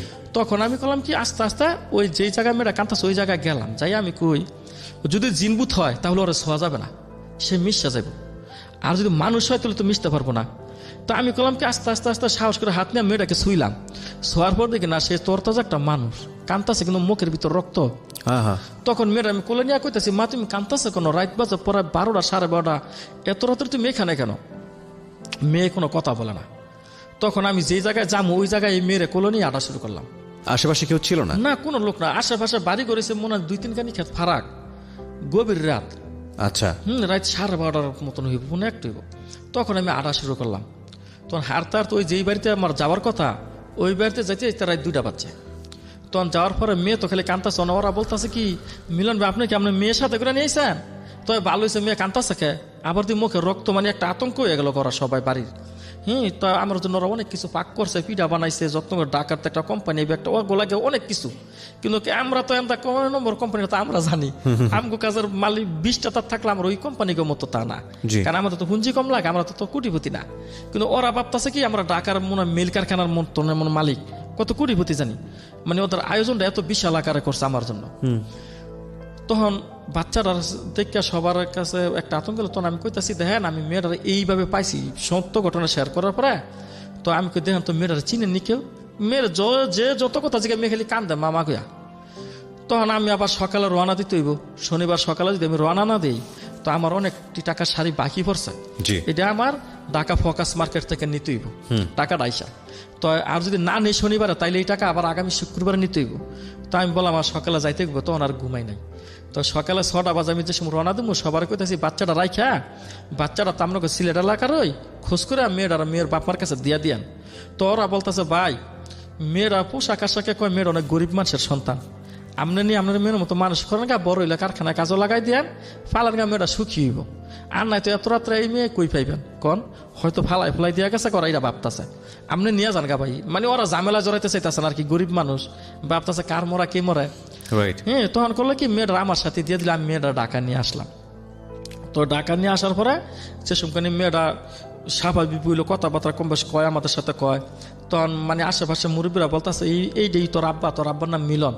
মানে মেয়ে তো অলরেডি 7 বছর বয়স, কম বেশ বুঝে না, জি। তো মেয়ে তো জানে যে, তখন মেয়ে কইতেছে যে কথাটা, এই কথাটা আপনারা মেয়ের মুখ থেকেই শুনেন, পরিবর্তিত আমি আবার আপনার সেই মেয়েটা আজকে হাতের বামে বসে আছে হ্যাঁ, আপনার। হ্যাঁ, ওই মেয়েটা এবং আমার এখানে ওর নাম যেন কি বলছিল? ফারজানা।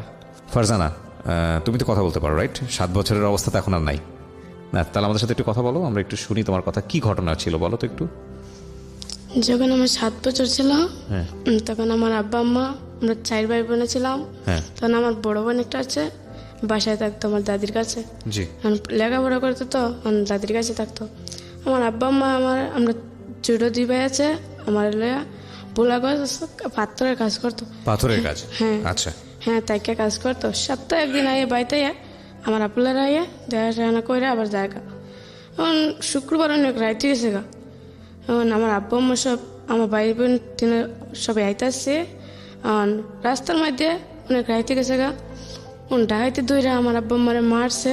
আমি কান্না করছি গিরা, আমার মুর মাঝিটা ঘুষি দিচ্ছে। এই যে দাঁত একটা ভেঙে গেছে। আচ্ছা আচ্ছা। অনেক রাইতে গেছে, আমার অনেক দুনিয়া, আমার একজন কুলো করে অনেক দুনিয়া ফালাই দিছে। আমার আব্বা মারতে আমি দিই না। পরে উনি গেছে, অনেক রাইতে গেছে। আমি আর তো কুই জানি গেছি, নিজেই কুইতে পারি না। উনি গেছে, যাওয়ার পরে আমার কথা দিয়ে গেছে, আমি কথা কই না, খালি মামাকে কান্তাছি। যে গেছে তো তুমি কি মানে ঠিকানা কিছুই জানতে না? না, আমি কিচ্ছুই জানি না।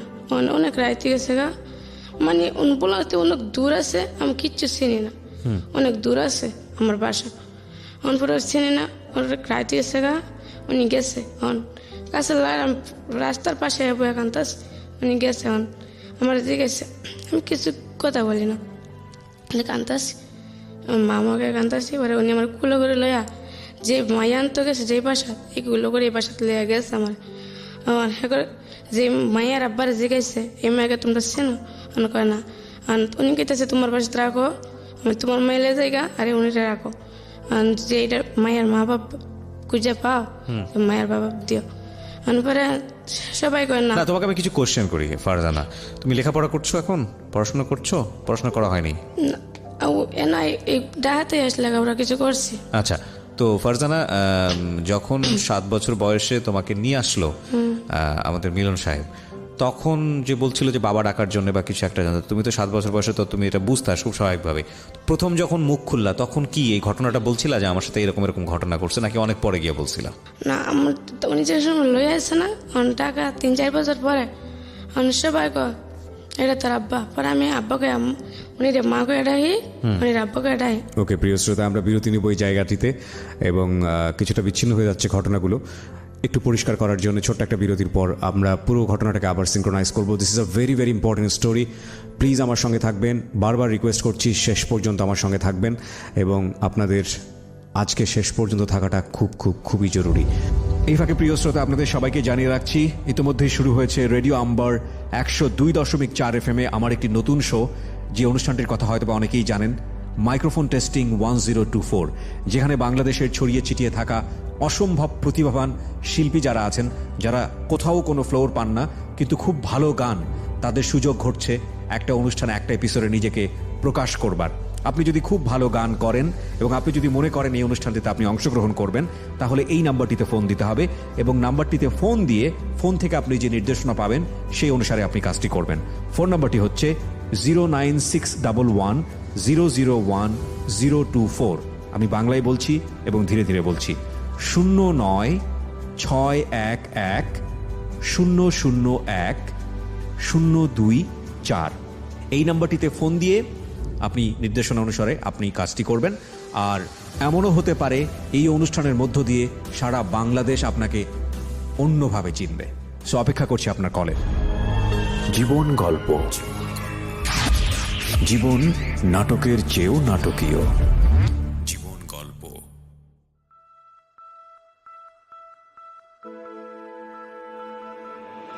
লাভ, hate, challenge, motivation, lies, truth, impossible, virtue, morality, something beyond entertainment. Welcome to my stage of reality. Stay tuned. Sunday and Wednesday with me RJ Kibriya, only on Dhaka FM 90.4. জীবন গল্প, জীবন নাটকের চেয়েও নাটকীয়। জীবন গল্প। স্বাগত আরও একবার প্রিয় শ্রোতা, শুনছেন জীবন গল্প। আমি আরজি কিবরিয়া আপনার সঙ্গেই রয়েছি। মিলন সাহেব যে জায়গাটিতে ছিল, মানে আপনার মেয়েই তো উনি, আমি বলবো এখন কিছুটা স্ক্যাটারলি আমি শুনছিলাম, আপনার কাছ থেকেই শুনতে চাই। তখন মেয়েটাকে পাইয়া যে সময় এখানে আনছি, তখন ওরা কেউ রাখতেছে না, আমার সাথে দিয়ে দিল। জি। তখন যে সময় 2-3 দিন পর একটু স্বাভাবিক হইলো, তখন যেমন আমার বাড়ির আশেপাশে যারা আছে সবাই জিজ্ঞাসা করতেছে তোমার কিভাবে কি হইলো, যেহেতু তোমার বয়স 7 বছর, একটা মেয়ে মানুষ, তোমার তো কিছু মনে থাকার কথা। রাইট। তখন সে শুধু খালি এটাই বলে যে বোলাগঞ্জ ওর বাবা মা নাকি পাত্তর নামাইতো। তো শুক্রবার রাত্রে ওরা পাত্তর নামায় টাকা পাইতে রাইত হয়ে গেছে, মেলা দিছে। তখন মানে কিছু লোকেরা ধুরা মুরা ওই টাকা পয়সা নিছে, ওরা ফালাই দিছে। জি। তখন আমি পাই আনছি। তখন আমি করলাম কি, বছর 3 আগে আরেকটা কাজের মানুষ আনার জন্য আমি সিলেট গেছি। যাওয়ার পরে ওইখানে এক লোক আসা বলতেছে আর কি, বৃদ্ধ লোক, আমার খুবই পরিচিত, ওইখানে আসা যাওয়া করি, চা পান টান ওদেরকে খাওয়াই, আমি বিল দেই। তো ওরা আমার পিছে ঘুরে যায়, কোম্পানি আছে ওর পিছে থাকলো, হয়তো চা পান টান খাইতাম বা কিছু দিব বকশিস টকশিস, তো আমি দিয়ে আসি যতটুকু পারি। তো ওই লোকটা বলতেছে আমার, মিলন ভাই আমি ওয়াসিমের একটা ফুরি না পরে 4-5 বছর আগে হারায় গেছে গা, এই পুরিটা থাকলে তোমার তো কাজে দিতাম। পুরি মানে তো আলটিমেটলি পুরি মানে মেয়ের পুরি বলে। হ্যাঁ। তখন আমি বলতেছি কি যে তো মেয়েটা যে হারাই গেছে, মেয়েটার নাম কি? যিনি করলো ফার জানা, আমার তো মাথা গরম। আরে এই মেয়ে তো আমি পাইয়া নিছি, এই মেয়ে তো অলরেডি আমার বাসায় আছে, আমি তো পড়ালেখা করাইতেছি, ক্লাস 4 পর্যন্ত পড়াইছি আমি মেয়েটাকে। হ্যাঁ, মেয়ে পড়াইতেছি, মসজিদে পড়াইতেছি। এই মেয়েকে তো আমি কারখানায় কাজও শিখাই নাই। তো আমাকে ওর বাপার কাছে নিয়ে যাইতে পারবা? তখন এই লোকটা আমাকে নিয়ে গেল। হ্যাঁ, তো ওই বাড়িতে নিয়ে যাওয়ার পরে চাইয়া দেখি মানে ডাকাইতরা শুধু ওর টাকা পয়সা নিয়ে নেয়, ওর মার সর্বসহকারে নিছে। মানে এত দুর্দর্শ কাহিনী কিবরে ভাই আমার জীবনে আমি দেখি নাই, শুনি নাই, একদম আজব কাহিনী। ছবিরও হার মানাইছে। মানে ওর বাপ মার দৃশ্যগুলি দেখে খুব, ওর মার আর চোখ অন্ধ, বর্তমানও জীবিত আছে অন্ধ। কিভাবে বন্ধ হইলো, একটা স্বামীর সামনে তো একটা নারী ইজ্জত দেয় না, কোনো কিছুতেই দেয় না। তো ওরা নাকি মানে ওদের মুখের তো বলছি যে এটা মেয়ে, তোরা জানে না ওই কারকার। আজকে আপনি যেটা বলছেন সেটা কি ও জানে, এর আগে জানে নাকি আজকে প্রথম জানবে? না, এটা ওদের দেশের অনেকে জানি। ও কি জানে? ফারজানা ওই জানে না, ফারজানা আপনার কাছ থেকে কোনোদিনই বলিনি। না, আজকে ফার্স্ট বলতে যাচ্ছে, আজকে ফার জানে। আচ্ছা। তখন ওর মার মুহের কথা আর ওর বাবার মুহের কথা যে ভাই আমাদের কাছ থেকে না প্রায় সারা সপ্তাহ কাজ করছি, 2700 টাকা ছিল ওদের কাছে। এই পাথর তোলা টাকা? হ্যাঁ, পাথর নামানোর টাকা। ওরা স্বামী স্ত্রী দুজন পাথর নামাইতো। 2টা ছেলে ছিল ছোট, একটা ছেলে 3 বছর আর একটা 4 বছর, আর এই মেয়ে ছিল 6 থেকে 7 বছরের বয়স। তো এই মেয়ে ওই বাইদেরকে নিয়ে খেলাধুলা করতো, আর বাপ মা দুজন পাথর নামাইতো। এত কষ্টের জীবন ওদের। জি। তো এই টাকা গেলি তোর নিচে। এখন ওর মা আবার একটু দেখায় মনে হয় খুব ভালো ছিল, এখন টাকা তোর ছাড়তেছে না। তো ওর বাপটা আবার খুব লম্বা ছিল, শক্তিশালী। তো ওদের সাথে যতটুকু পারছে ততটুকু দ্বন্দ্ব করার পরে একটা জিদ্দা টাকা তোরা একবার পাও কেটে লাইছে, একটা পা একেবারেই নাই। ওর পাওটা কাটটা যে নিতে এই বাচ্চারা চিকরা বাকরা করতেছে, তো এই বাচ্চারা মুখে ঘুষি মেরে এই বাচ্চারা করছে কি একজনের কোলোনিয়া মানে অনেকখানি দূরত্ব ফালাই দিয়ে ওর মাটাকে মানে একেবারে দর্শন করা হয়েছে, মানে যে কথা মুখ ছিল। তখন ওর মা কি স্বামীর সামনে কেউ কি এরকম করতে চায়? তখন এক পর্যায়ে ওর মারে মানে পাথর না নিয়ে, ওইখানে তো সব পাথর, ইরিখার দাঁত বানিটাও পাথর, মাটির নিচে পাথর, মানে পাথরের এলাকা। এই যত বাংলাদেশে পাথর আসে সব ওই জায়গাতে আসে। তখন ওই পাথর যা করছে কি মানে কোপাল পরা বিল এমনি মারছে, মারার পরে মানে চোখের ডিম 2টা আছে না, ফাইটা গেছে। তখন এক পর্যায়ে ওর বাপে ছিল খুব শক্তিশালী লোক। আমি আজকে ওর সাথে মোবাইলে কথা বলে দিই, তার মধ্যে যদি লাইন থাকে প্রয়োজনে কথা বলবো। হ্যাঁ, তখন শক্তিশালী লোক ছিল। তখন উনি এই পাও কাটা নিয়ে ওই মানে এক পা এই যে রক্ত যাইতেছে, তারপরও মানে কোনো কারণে আস্তে আস্তে হারতে মানে এক পাই আপে আইতে মানে যেখানে বাড়ি করেছে ওইখানে সে কান্না পড়ছে। পড়ার পরে 2-1 জন লোক বাড়ানোর পরে যিনি দেখছে ওরা চিনা পরে এই অস্ত মানুষ জানাজানি করে আইসা ওদেরকে এখান থেকে নিয়ে সিলেট মেডিকেল আনার পরে চিকিৎসা নিল। তখন চিকিৎসা ওর টাকা পয়সা নাই, ওদের টাকা তো নিয়ে গেছে গা, আর ওর মার অবস্থা তো একদম সম্পূর্ণই সিরিয়াস। হ্যাঁ, সিরিয়াস হওয়ার পরে তখন এলাকাবাসী কিছু টাকা তুললে ওদেরকে চিকিৎসা করাইছে। আর ওর দাদার সম্পদ যতটুকু পাইছে ওর বাপে এটি সব বিক্রি করে ফেলাইছে, বিক্রি করে চিকিৎসা করছে। তো চিকিৎসা করবো আমি জেনে যাই এই বর্ণনা শুনছি ভাই, মানে পরের দুঃখ কি কমবে, আমার খুব কান্না। আমি আসলে কষ্ট শুনে চোখের পানি রাখতে আমি কত বছর পরে পেয়েছিলেন আপনি ওনাদেরকে? ফারজানাকে আপনার কাছে কত বছর রাখার পরে? এটা প্রায় 4 বছর রাখার 4 বছর আগে, তখন ওর বয়স 11 বছর, যদি তখন 11 বছর, হ্যাঁ। 11-12 বছর বয়স। হ্যাঁ, ওই তো- সময়টাতে গিয়ে আপনি ওর ফ্যামিলিকে পেলেন? হ্যাঁ, ওই সময় ফ্যামিলিটা পাইছি। আচ্ছা, তারপর? তখন ওদের কাছ থেকে যে সময় এই দুঃখ শুনলাম, তখন মনে করেন যে আমি যতটুকু পারছি, যা কিছু পারছি সহযোগিতা করছি। কি অবর্ণনীয় না? করার পরে বললাম যে আপনারা টেনশন করেন না, আপনাদের মেয়ে আমার কাছে আছে, খুবই ভালো আছে, প্রয়োজন আমি আপনাদের মেয়েকে আপনাদের কাছে আমি আনলে আপনারা মন ভরে দেখবেন, আপনারা সবাই দেখবেন, এলাকাবাসীরা বললাম। তখন এই সিলেটের মানুষ আমাকে ধরছে সবাই, বুঝছেন, যে তাহলে আপনি মেয়েটাকে নিয়ে আসবেন, আমরা সবাই দেখব মেয়েটাকে। তখন আমি ওইখান থেকে 1 সপ্তাহ থাইকে আসলাম, ওদের করুণ খাইনি শুন না। তো আসার পর আমি কিছুদিন পরে ওদেরকে সহযোগিতার জন্য 1000-2000 করে টাকা পাঠাই। আমার ইনকামও খুব ভালো, জি। টাকা পাঠাই। তো এখন আমার ব্যবসা দম হয়ে গেছে, এখন আমি ওদেরকে টাকা পয়সা দিতে পারি না। ওর যে বড় বোনটা ছিল, ওই বড় বোনটা লায়েক, বিয়ার ঘর আসে, ঘর নাই, সরকারি জায়গায়, মানে উপরে সন্ধ্যা কাগজ দিয়া বেড়া দিয়া থাকে সরকারি জায়গায়। মাটা তো একদম মন্দ, কোনো কাজকর্ম করতে পারে না। আর বাপটা 1 পাউনি ওই সরে বাজার নামে একটা জায়গা আছে, ওইখানে টুকটাক চাপা মাঝে মধ্যে বিক্রি করতে পারে, মাঝে মধ্যে কোনো এই অবস্থা চলতেছে। তো ওর দরকার এলাকাবাসী সহযোগিতা করে চালায়। আর ওই ছোট 2টা যে বাই ছিল, ওই বাইগুলি আমার এখানে কাজে দিছে, যে আপনি নিয়ে ওদেরকে কাজ আচ্ছা করেন। আচ্ছা আচ্ছা, ওকে। হ্যাঁ, তা আমি মাত্র ওদেরকে আনছি, যে তো ওই সময় কামড় ওখানে বয়স হইব 8-10 এরকম মিশা আছে। আচ্ছা, না ওই সময়টাতে আমাকে একটু বলেন যে যখন আপনি ওদেরকে পেয়ে তো আপনি ফারজানাকে এসে বললেন যে তোমার মারা বাপ মারা কি অবস্থায় আছে, তখন ওর কি অবস্থা দাঁড়াচ্ছিল?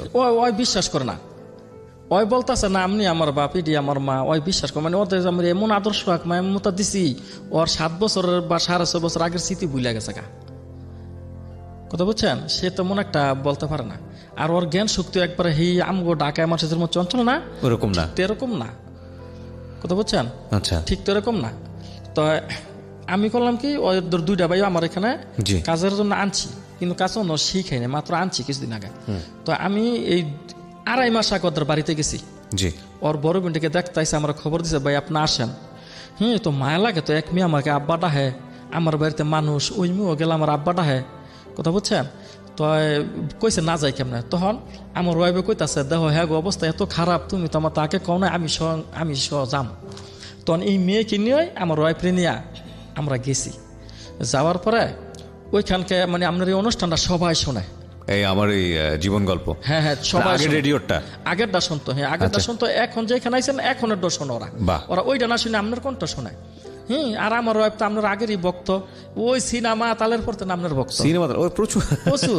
তারপর আরেকটা অনেক পুরানো। গোলকদাদা অনুষ্ঠান করতেন না, হ্যাঁ, এটাও ওরে আমার wife ও শুনতো। বাবা, গোলক দাদা কি শোনাইলা কি প্রিয়া ভাই, বহুত আগের অনুষ্ঠান, বহুত হ্যাঁ, আগের তো অনুষ্ঠান। এগুলি শুনতো। তখন ওই শুনে বলতেছে, মানে শুনতো। তখন আমি যে সময় ওয়াইফ নিয়ে সিলেট গেছি, ওকে দশা দেখে আমার ওয়াইফ অনেক কান্দাছে, আর কইতাছে যে বড় মেয়েটারও একটা বিয়ার ভাবটা করো। তো এলাকাবাসী ওইখানকার যে মেম্বার আছে আর এলাকাবাসী যারা আছে, মানে বাজারের অনেক লোক, মানে এমন 2-3 হাজার লোক হইব কি আমি গেল হইয়া যায়, বুঝছেন। একবারে তদন্ত করেন, যাচ্ছেন যা কোনো খোলামেলা সত্য কথা। তখন সবাই বলতেছে যে মিলন ভাই আপনি তো বহু তুই দিছেন, দিতে তার কত দিবেন আপনারও ব্যবসা। আমি বলি মা ব্যবসা ভালো না ভাই, আমি দিতে পারি না আগের মতো, এখন আমার মন চায় তোমাকে সব কিছু দিয়ে দিই, কিন্তু পারি না উজাড় করে সব দিতে। তখন বললো যে কিবরিয়া ভাইয়ের কাছে রিং দেন, অনুষ্ঠানে গেলে যদি পুরা বাংলাদেশের লোক ওদেরকে সহযোগিতা করে, তাহলে ওর বোনের একটা বিয়ার ব্যবস্থা হয়, ওদের একটু মাথা খোঁজার ঠাই হয়।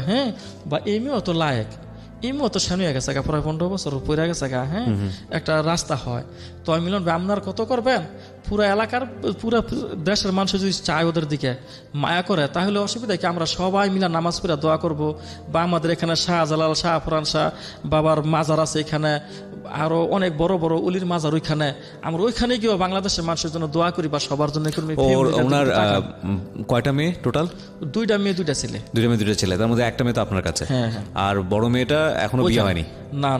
আচ্ছা, আর 2টো ছেলে কি করে আপনার কাছে চলে আমার এসেছে? কাছে আসছে মাত্র 2.5 মাস আগে আনছি। আচ্ছা, ওকে। আমরা তো ফোনে চাইলে ওনাদের সঙ্গে কথা বলতে পারি। হ্যাঁ, ফোনে প্রয়োজন আমরা কথা বলবো, একটু পরে হয়তো কথা বলবো। ঠিক আছে, তো আমরা গল্প একটু সামনের দিকে আগাই। তারপর কি হলো? তখন মনে করেন যে ওরা সবাই যে সময় বললাম আমরা রিং দিলাম, দেওয়ার পরে আল্লাহ দিলে এই আসলাম না। মূল কথা কোনটা, এই বাংলাদেশের মানুষ তো আমি জানি অনেক দয়াবী, অনেক মায়াবী, ওদেরকে একটু সহযোগিতা করুক, বলতে গিয়ে একদম সাহায্য দেওয়া হোক। যদি আপনার মাধ্যমে ওরা সাহায্য করে বা দয়া করে, তাহলে ফিল্মটা বাচ্চা যায়। আমি একা আর পারতাছি না। আমি আর একা পারতাছি না। ঠিক আছে, সাহায্যের প্রসঙ্গ নিয়ে আসলে না হয় আমরা পরেই কথা বলবো, তবে আমরা এই ফ্যামিলি মেম্বারের সঙ্গে কথা বলতে চাই, সিলেটে যোগাযোগ করতে চাই। প্রিয় শ্রোতা, এই পর্যায়ে আমরা ছোট্ট একটা বিরতি নেব। অনুরোধ থাকছে আপনাদের প্রতি বিশেষভাবে শেষ পর্যন্ত আমাদের সঙ্গে কানেক্ট থাকার জন্য। ফিরে আসছি ছোট্ট একটা বিরতির পর। এই ফাঁকে প্রিয় শ্রোতা, আপনাদের সবাইকে জানিয়ে রাখছি ইতিমধ্যেই শুরু হয়েছে রেডিও আম্বার 102.4 FM আমার একটি নতুন শো, যে অনুষ্ঠানটির কথা হয়তো বা অনেকেই জানেন, মাইক্রোফোন টেস্টিং 1024, যেখানে বাংলাদেশের ছড়িয়ে ছিটিয়ে থাকা অসম্ভব প্রতিভাবান শিল্পী যারা আছেন, যারা কোথাও কোনো ফ্লোর পান না কিন্তু খুব ভালো গান, তাদের সুযোগ ঘটছে একটা অনুষ্ঠানে একটা এপিসোডে নিজেকে প্রকাশ করবার। আপনি যদি খুব ভালো গান করেন এবং আপনি যদি মনে করেন এই অনুষ্ঠানটিতে আপনি অংশগ্রহণ করবেন, তাহলে এই নাম্বারটিতে ফোন দিতে হবে এবং নাম্বারটিতে ফোন দিয়ে ফোন থেকে আপনি যে নির্দেশনা পাবেন সেই অনুসারে আপনি কাজটি করবেন। ফোন নাম্বারটি হচ্ছে 09611001024। আমি বাংলায় বলছি এবং ধীরে ধীরে বলছি, 09611001-024। এই নাম্বারটিতে ফোন দিয়ে আপনি নির্দেশনা অনুসারে আপনি কাজটি করবেন। আর এমনও হতে পারে এই অনুষ্ঠানের মধ্য দিয়ে সারা বাংলাদেশ আপনাকে অন্যভাবে চিনবে। সো অপেক্ষা করছি আপনার কলের। জীবন গল্প, জীবন নাটকের চেয়েও নাটকীয়। জীবন গল্প।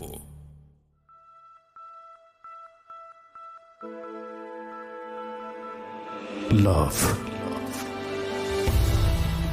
hate, challenge, motivation, lies, truth, impossible, virtue, morality, something beyond entertainment. Welcome to my stage of reality. Stay tuned.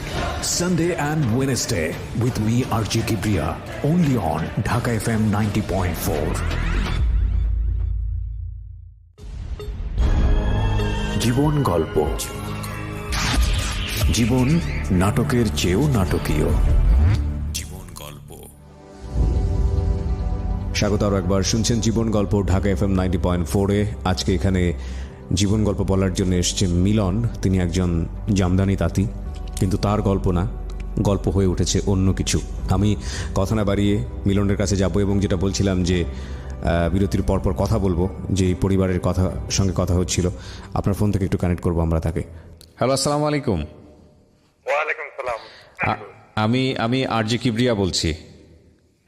তো আমি এই কথাটা বলতেছি না, আপনার কথা আমি একটু পরে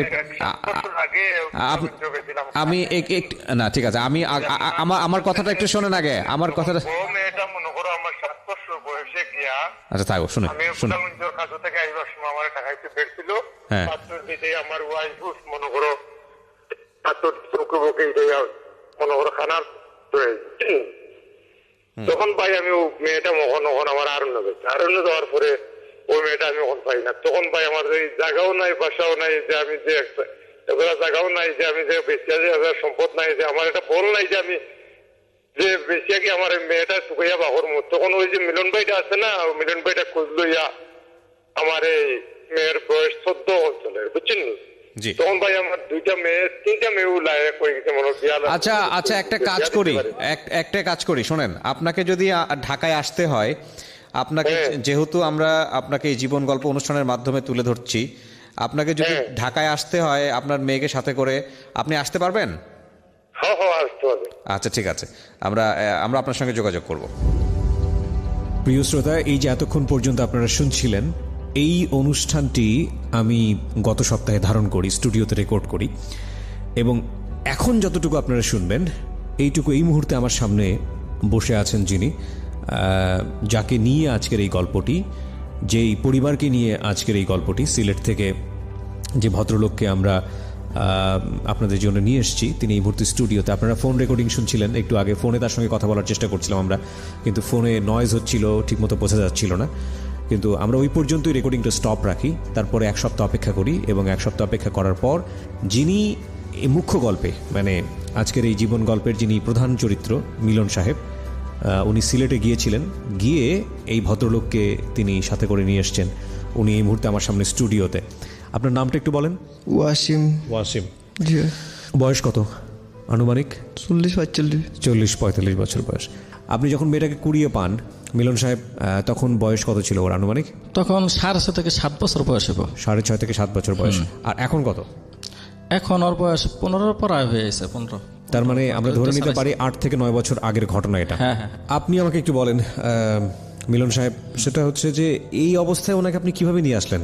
এখন আনছি খুব দূরে, কষ্ট করে আনছি, মানে ওইখানে তো সব হাঁটার জায়গা। হ্যাঁ।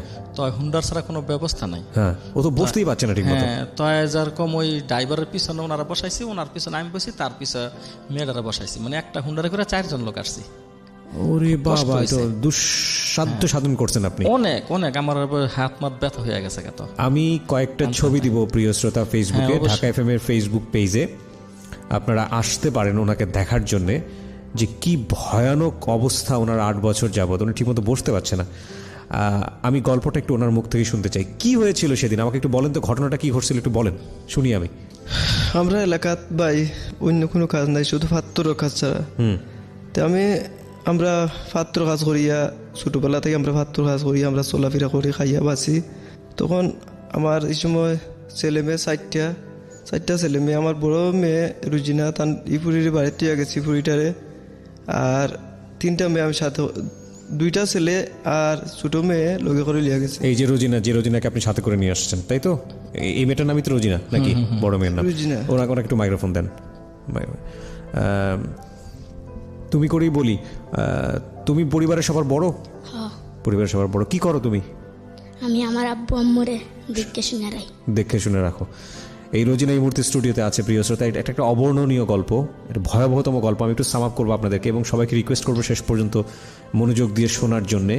এদের সিলেটে কোথায় যেন বাড়ি মিলন সাহেব আপনি বলছিলেন? সিলেট কোম্পানিগঞ্জ ওদের বাড়ি। একদম কি সীমান্ত ঘেঁষা? একদম সীমান্ত এলাকায় ওদের, ওই সাইড আর বাংলাদেশ নাই। আচ্ছা, হ্যাঁ, পাথরের কাছে। হ্যাঁ, বলেন। আপনার নাম যেন কি? আমার নাম ওয়াসিম। ওয়াসিম। হ্যাঁ, ওয়াসিম বলেন কি যেন হয়েছে তারপরে পাথরের কাজ? ফাত্তরের কাজ থেকে আমরা বাড়িতে চলে আসিলাম। তোমার প্রত্যেকদিন আমরা কাজ করিয়া বাড়ি আর আসি না, মানে এখানেও থাকি যাই। আচ্ছা, তেরফাল দিয়া বাসা বানাইয়া আমরা এখানেও থাকি। ওই যেখানে জি। পাথরের কাজ করেন সেখানেই থাকেন? আচ্ছা, তেরফাল টাঙ্গাইয়া আমরা এখানেও থাকি যাই। আমরা হইলাম গিয়া তোমার আমাদের ছেলে মেয়ে লগে 3টা, আর একজন আমার বন্ধু মানুষ, তার কোনো ছেলে সন্তান নাই, তারা শুধু 2 জন। আচ্ছা। তো তারা আর আমরা মানে এখানেও থাকি যাই। থাকার পরে প্রত্যেক শুক্রবারে আমরা হিসাব দিব বিকালে, জি, লইয়া আমরা বাড়িতে আই। বাড়িতে প্রতি শুক্রবার দিন টাকাটা দিয়ে দেয়, তাই তো? আচ্ছা, মুগরি আজান পরে। আচ্ছা, মুগরি আজান পরে, আজানোর পরে আমরা টাকাগুলা দিয়া দিব। তে আমরা সারা সপ্তাহে 4 থেকে 5 দিন কাজ, 4 থেকে 5 দিন কাজ। এরপরে তোমার হইব 3 থেকে 3,500 একজন নাকি সবাই মিলে?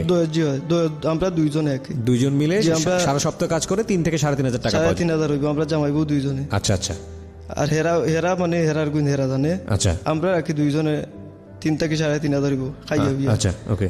তো এই টাকাগুলো আমরা লইয়া শুক্রবারে হিসাব দিচ্ছে, দেওয়ার পরে আমরা বাড়িতে আইরাম। যেমন এই সময় রাত্রে 10টা তাই 10:30 11টা হইব, 11টার উপরে হইতো না, 10টা হইব। এখানে তো আর কোনো যে রাস্তা হইতে আমরা আইরাম, এখানে কোনো ঘর বাড়ি নাই। আমরা শুধু ওই আমার মেয়ে ছোটো ছেলেটা মারুরো, আর আমার হচ্ছে বড় ছেলে, আর তোমার ফারজানা মেয়েটার দোরা, হাতে দোরা। জি, ওকে, দোরা। তো তখন তোমার রাস্তার মধ্যে কতক্ষণ আইসি, আবার পরে আখতা ধরি আমার বন্ধুও লগে, বন্ধুর বউও লগে, তারাও লগে একলগে আমরা আইরাম। আখতা একটা লুকাইয়া সামনে দাঁড়াইছে, দাঁড়াইয়া দিছে, আমরা দাঁড়িয়ে দিছে। কই আসিলে বলে, ভাই আমরা বুলাগঞ্জ খাজে আসলাম, খাজে তো নাই আইরাম। তো পরে আমরা রে হইছে লগে কি আছে বা করো। এক লোকেই কথা বলতেছে লগে, তারা কি মানে কয়েকজনে বেরিয়ে আমরা রে খবর। আচ্ছা, লগে কি আছে সব বা করো। আচ্ছা, লগে কিতা আছে বলে, ভাই আমরা লগে কোনটা নাই, আমরা বুলাগঞ্জ খামো আসলাম ফাত্তর উঠানিত, ফাত্তর উঠাই আইসি রে ভাই, আমরা লগে বাচ্চা কাচ্চা লগে, ছোট বাচ্চা কাচ্চা। আমরা মা আব্বা আম্মা বাড়িত সামান্য পয়সা রুজি করি, তোমরা দিয়া যায় কি, আমরা কি খাইতাম। আচ্ছা, আমরা রে ভাই কিচ্ছু করিও না তাই কি আমরা।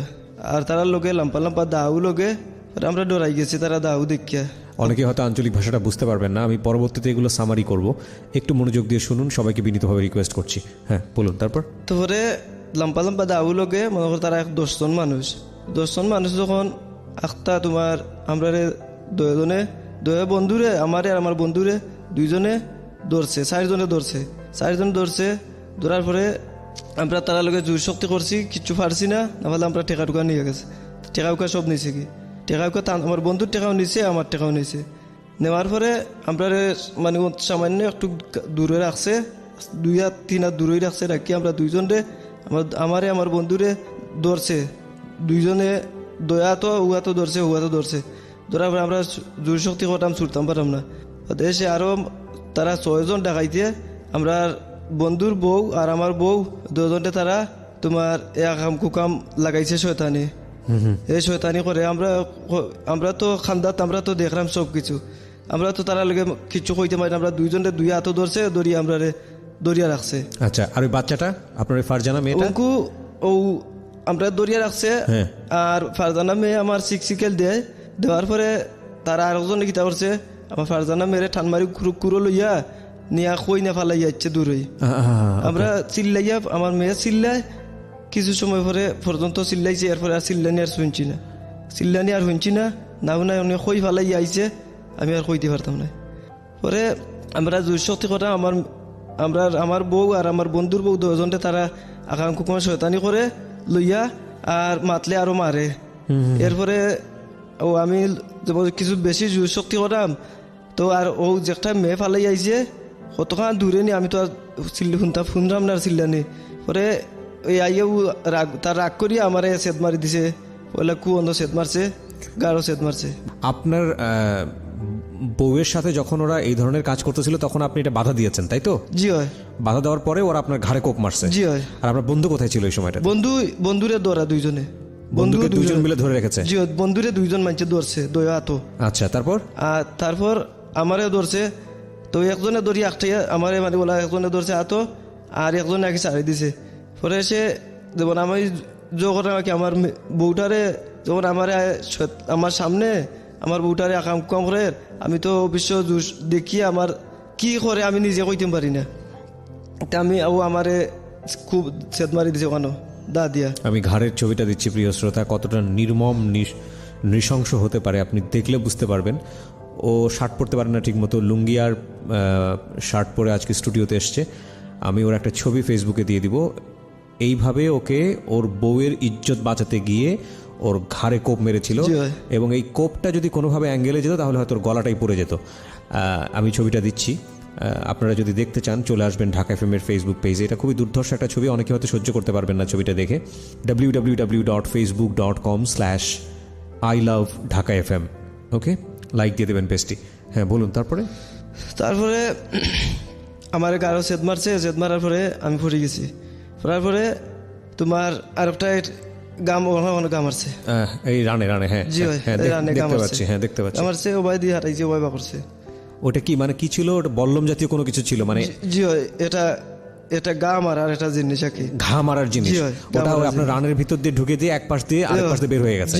জি ওবাই মারছে ওবাই বার হয়ে গেছে। আচ্ছা, তো পরে আমি পড়ে গেছি কইতে পারতাম না। আমার বউরে তারা আকাম কম করে আমার বন্ধুর বউরে ও টাইমে কি করছে আকাম কম শব্দটা ব্যবহার করছে ওর মতো করে। এটা আসলে রেপ। হ্যাঁ, ওনার বউকে যেটা করা হয়েছে সেটা হচ্ছে রেপ। জি তো কতজন ছিল এখানে? কতজন ছিল? 6 জন মোট হইল তারা 10 জন। আচ্ছা, মোট 10 জন। ফলে আমারে ধরছে 2 জনে, আমার বন্ধুরে ধরছে 2 জনে। আচ্ছা, আর 4 জনে 10 জনই কি এই কাজটা করেছে আপনার ওয়াইফের সঙ্গে? জি মানে আমরা 2 জন যেমন আমারে তো ধরছিল একজন, ফলে ধরছে একজনে, ফলে ধরছে 2 জনে। ধরার পরে সারছিল একজনে সারছে, সারাবার আমার একটাই তো পারছে না পারে কি আমারও সেদ মারি ফেলাই দিছে বাদে এখনো কাম মারছে। তো আমি পড়ে গেছি। ও টাইমে আমার সেদ মারার পরে ও টাইমে আমার বন্ধু একটু মনে করে সুযোগ পাইছে, বন্ধু দৌড় মারি দিছে। এইসব ফেলে দি দৌড় এইসব পালাইয়া বন্ধুর তো একলা শুধু সানোর বউটা মায়া সারিয়া দৌড় মারি দিছে। মানে বউ ওখানে পড়ে আছে, ওনার ওয়াইফের সঙ্গে এটা হয়েছে? জি হয়, ওনার বউয়ের সঙ্গে ওই কাজটা হয়েছে। আচ্ছা, তাই দৌড় মারি দিছে বউরে ফালাইয়া, তান জানলিয়া দৌড় মারি দিছে। আমি তো আমার এই বাচ্চাই তো লাগি ফালাইয়া দৌড় মারতে পারি না। আমার 2টা ছেলে লাগে আমি ফালাইতে, আর ফারজানা মেয়ে তো কোনো ফালাই। 2টা ছেলের বয়স কত ছিল এই সময়? আমার বড় ছেলের বয়স 2.5-3 বছর। আচ্ছা, 2.5-3 বছর বড় ছেলে। ছোটটার বয়স মানে 2 বছর। ওরা তো সবাই এরকম চিল্লাচিল্লি করতেছে? জি, সবাই চিল্লাচিল্লি করতেছে। অঙ্কু আমার মেয়ে দুটা ছেলে মানে মাটিত পালাইয়া তুই আসছে চিল্লা তারা চিল্লাইয়া খান্দে রান্দা করে। আশেপাশে কোনো লোকজন ছিল জি না? না, এই সময় কোনো লোকজন নাই, মানে ডাইনবাও কোনো বাড়িঘর নাই। ডাইনবা ইটা জোরে করে চিল্লা দিয়ে দিলেও কোনো মানুষের ডাক শুনতো না। একবারে সীমানা বর্ডারের লগে এই রাস্তা, এবারে ইন্ডিয়ার সীমান্ত লগে হেরে হেরে গিয়া রাস্তাটা। আচ্ছা, তো আমরা আই, তারপরে কি হলো? তো বাদে সে আমার বন্ধু তো দৌড়িয়া গেছে কি আমরা ফেলাইয়া গেছে। যাওয়ার পরে মনে করো আমার মারি ফেলাই দিছে, মানে আমার সাধারণ তিতিরানি জান আছে, আমি আর কিছু কইতে পারলাম না। না পারে আমি আখতা তোমার চিল্লানি উঠছি শুনছি, 5 মিনিট পরে আমার বুধবাইছি আমার বন্ধু মানুষ লইয়া গিয়া চিল্লানি দিয়া লইয়া আর ও বাদে সে আমি তো পড়ে গেছি কইতে পারি না।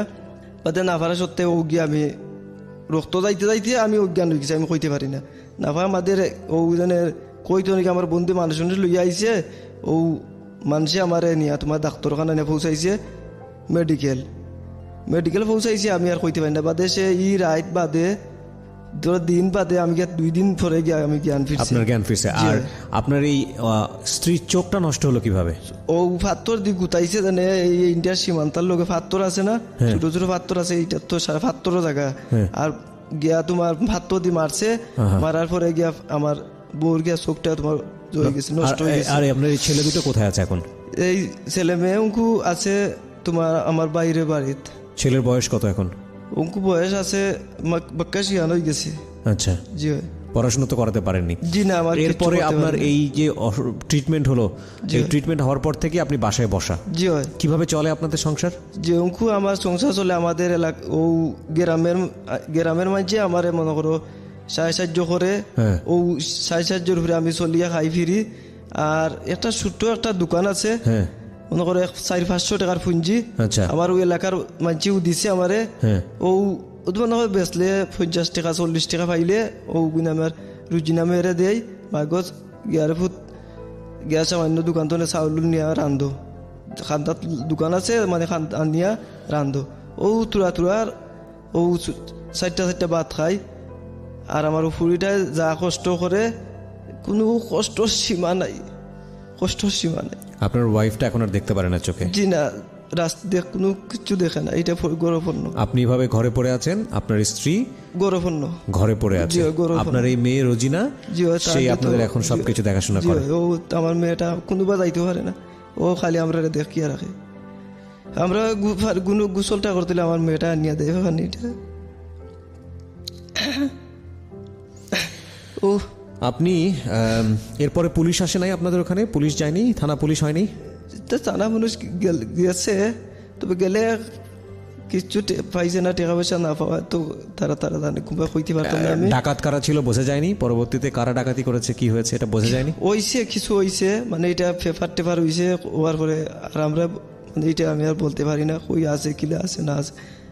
আমি তো মেডিকেল কই আছি না। আচ্ছা, আপনার কাছে আসি মিলন সাহেব, আপনি একটু বলেন তো ওদের বাড়ি ঘরের কি অবস্থা? আমি তো ওদের বাসায় গেছি অনেকবার, গিয়ে ওদেরকে যতটুকু পারি ততটুকু সহযোগিতা করি। খুব মায়া হয় ওদের দুঃখ শুনে আমার। কি অবস্থা ঘরের, কি অবস্থা বাড়ির, কি উঠানের কি অবস্থা একটু বলেন। মানে ঘরের অবস্থা কি, যেমন সোনের চাল, সন্ধ্যা বেড়া দিয়া কোনো মতো থাকতেছে, কিন্তু জায়গাটা হয় সরকারি জায়গা। মানে ওনার বাপ দাদার যতটুকু সম্পত্তি পাইছে ততটুকু বেচে লাইছে, খাইতে বেচে লাইছে, দুঃখ চিকিৎসা করছে। আচ্ছা, তো ওদের এলাকার সব লোক আমার তো সবকিছু বলছে আর কি। বলার পরে আমি আপনার কাছে যোগাযোগ করছি। একটু রোজিনাকে দেন। রোজিনা, তুমি তো লেখাপড়া করতে পারোনি, মাইক্রোফোনটা একটু কাছে ধরো। হ্যাঁ, তুমি তো লেখাপড়া করতে পারোনি, তো তোমার এই আব্বা আম্মাকে তুমি কিভাবে দেখো, মানে সাহায্য করো কিভাবে? আমার আব্বু আম্মুরে দেখে কয় কি রে তার আব্বুর কি হয়েছে, আমি কই আমার আব্বুরে ডাকাইতে ধরে এমন করছে বাজে এসব কয়া দেশের মানুষের কাছ থেকে সাহায্য নিয়ে আসো? হ্যাঁ। কোথায় যাও, মানে ভিক্ষা টিকা করো? গ্রাম মাজার গাঁও সরা বাজার। আচ্ছা, এই বাবাকে নিয়ে যাও? নিয়ে ভিক্ষা করতে হয়? আমি এবার একটু আপনাদের সামারি করি গল্পটার সামারি, পুরো গল্পটাই সামারি করি। যারা শেষের দিকে শুনেছেন তারা বুঝতে পারবেন এটা আমার রেডিও ক্যারিয়ারের ইতিহাসে সবচেয়ে দুর্ধর্ষ গল্প ইনডিড। আমি এই মিলন সাহেব হচ্ছেন একজন তাঁতি, জামদানি তাঁতি। এই ভদ্রলোক কোনো এক সময় সিলেটে ওনার বাণিজ্যের কাজে গিয়েছিলেন। রাতের বেলা উনি রাস্তার পাশে একটা মেয়ের কান্না শুনতে পান, ছোট্ট একটা মেয়ের কান্না। তো উনি মনে করেছিলেন এটা জিনভূত কিছু একটা হবে। কাছাকাছি গিয়ে দেখে সত্যি সত্যি একটা মেয়ে 6-7 বছর বয়স, যেই মেয়েটার নাম হচ্ছে ফারজানা, যদি ভুল না করে থাকি। এই ফারজানাকে নিয়েই গল্পটা শুরু। আসলে এই ফারজানাকে উনি ওখান থেকে কুড়িয়ে নিয়ে আসেন। অনেক দিন পরে লালন পালন করার একটা পর্যায়ে যিনি সিলেটে আবার জানতে পারেন যে এই ফারজানা আসলে তার বাবা মা বেঁচে আছে, এবং ফারজানা কি কারণে সেদিন রাতের বেলা ওইখানে ছিল। কারণটা হচ্ছে যেটা আপনারা একটু আগে ফারজানার বাবার মুখে শুনলেন। এই ভদ্রলোক মূলত পাথর শ্রমিক, পাথর তোলেন। এটা পুরো পরিবারই সারা সপ্তাহ ধরে পাথর তোলেন সিলেটের কোনো একটা বিশেষ এলাকায়, এবং এই পাথর তোলার পরে ওদের সারা সপ্তাহ শেষে যেই মজুরিটা পায় ওরা 2 থেকে 3 হাজার টাকার মতো, এই মজুরিটা নিয়ে মাগরিবের পরে, সম্ভবত শুক্রবারের মাগরিবের পরে বা কোনো একটা সময় ওরা গ্রামের পথে রওনা দিয়েছে। মানে পাথর তুলে ওখানেই থাকতো রাতের বেলা ওরা, এবং রওনা দেওয়ার পথিমধ্যে ওদেরকে ডাকাত আক্রমণ করে। ডাকাত আক্রমণ করা অবস্থায় ওনার যেটা বলার ভাষ্য যে ওনার 3 ছেলে মেয়ে কাছে ছিল, আর এই রোজিনা ছিল বাড়িতে, যে রোজিনা কেউ সাথে করে নিয়ে আসছে, বড় মেয়ে। 3 ছেলে মেয়ের যেই মানে বড় মেয়েটা, 3 ছেলে মেয়ের মধ্যে ফারজানা, সেই ফারজানা বেশি চিল্লাচিল্লি করছিল ডাকাত ধরার পরে, সুতরাং ডাকাতের কেউ একজন তাকে নিয়ে ছুঁড়ে ফেলে দিয়ে আসছে কোনো একটা অন্ধকারের মধ্যে। আর বাকি যে 2জন ছোট বাচ্চা ছিল, এই ছোট বাচ্চা এবং ওর বাবাকে ধরে রেখে উনি এবং ওনার বন্ধুকে বেঁধে মেরে ওনাদের স্ত্রীদেরকে গণধর্ষণ করা হয়। এবং এটা বাধা দিতে গিয়ে এই ওয়াসিম তো আপনার নাম, জি হয়। এই ওয়াসিম যখন বাধা দেয় তখন প্রথম কোপটা মারে ওনাকে দা দিয়ে ওনার ঘাড়ের পাশে, যেই ক্ষতটা নিয়ে উনি এখন আমার সামনে বসে আছেন। এরপরে একটা, এটাকে কি বলবো আমি ঠিক জানি না, ফলার মতো, যেই ফলাটা দিয়ে ওনার উরুটার ভাঁজ করে উরুর ভিতরে ঢুকিয়ে দিয়ে এক পাশ থেকে এক পাশে বের করে ফেলা হয়, যে কারণে উনি না পারেন শুতে, না পারেন বসতে, না পারেন হাঁটতে। তো এই মানুষটাই পরিবারের খবরটা পেয়েছেন হচ্ছে মিলন সাহেব, এবং তিনি একজন তাঁতি ব্যবসায়ী। এবং খবর পাওয়ার পরে ওই গ্রামে যাওয়ার পরে, ওই গ্রামে এই অনুষ্ঠানটা অনেকেই শুনতেন, এই ঢাকা এফএমের এই জীবন গল্প শোনার পরে তাকে অনেকেই রিকোয়েস্ট করেছেন যে এই অনুষ্ঠানের মাধ্যমে যেন দেশবাসীকে জানানো হয় ওনার যে বড় মেয়ে আছে, সেই বড় মেয়ের বিয়ে দেওয়ার জন্য যেন কোনো না কোনো আর্থিক সাহায্য আপনাদের কাছে চাওয়া হয়। আমি এই গল্পটা আপনাদের সামনে উপস্থাপন করলাম, এবং এটা আমার দায়িত্ব। আর কিছুই বলার নাই, শুধু এতটুকুই বলবো যে মানুষ কতটা অমানুষ হলে এমন অবর্ণনীয় কাজ করতে পারে। আজকে এই পরিবারের যে কি দৈন্যদশা, সেটা আসলে নিজের চোখে সামনে না দেখলে বোঝানো যাবে না। আমি যেটা করেছি মিলন সাহেবকে বলে যে ওনাকে কষ্ট করে হলেও সিলেট থেকে এখানে নিয়ে আসার জন্য উনি প্রায় 1 সপ্তাহ সময় ব্যয় করেছেন। এই অনুষ্ঠানটা আমি অর্ধেক গত সপ্তাহে রেকর্ড করেছিলাম, আর অর্ধেক আজকে। তো 1 সপ্তাহ সময় ব্যয় করে উনি আজকে ওনাকে কষ্ট করে হলেও স্টুডিওতে নিয়ে আসছেন। আপনারা অবশ্যই মানুষের কাছে সাহায্য চাইতে পারেন, যাদের দিলে দয়া হয় তারা আপনাকে সাহায্য করবেন, আপনার পরিবারের জন্য, আপনার বড় মেয়েটার বিয়ের জন্য, যাই হোক না কেন। আপনাদের কি কোনো বিকাশ নাম্বার আছে যে নাম্বারে কেউ সাহায্য করতে পারে? যে আমার ভাইয়ের বিকাশ নাম্বার আছে। আপনার ভাইয়ের? আপনার নিজের কোনো নাম্বার নাই? জি না, আমার নিজের, আমার ভাইয়ের সব কিছু। ভাই মানে হচ্ছে না আপনি যে মিলন ভাইয়ের কথা বলছেন? জি হয়, আমার মিলন ভাই। আমি নাম্বারটা বলছি প্রিয় শ্রোতা, 01703637116। আমি আবারও বলছি 01703637116। আরও একবার বলছি 01703637116। আরও একবার বলছি 01703637116। এটা হচ্ছে এই ভদ্রলোকের নাম্বার, ফোন নাম্বার। মিলন সাহেব তত্ত্বাবধান করেন। আরেকটি নাম্বার আমি আপনাদেরকে দিতে চাই, এই নাম্বারটা একটু বলতে হবে। এটা 01833446893। আস্তে আস্তে বলেন, আমি একটু আবার আপনার সঙ্গে রিপিট করব, বলেন আবার। 01833446893। আবার বলেন। 01833446893। এই দুটো বিকাশ নাম্বার আমি দিয়ে দিলাম প্রিয় শ্রোতা, এবং এই দুটো বিকাশ নাম্বার দেওয়ার পরে আপনাদের জন্য, বিশেষ করে শ্রোতা যারা আছেন তাদের জন্য আমার একটা নির্দেশনা থাকবে, এবং একই সাথে যারা আজকে অনুষ্ঠানে এসেছেন তাদের জন্য নির্দেশনা।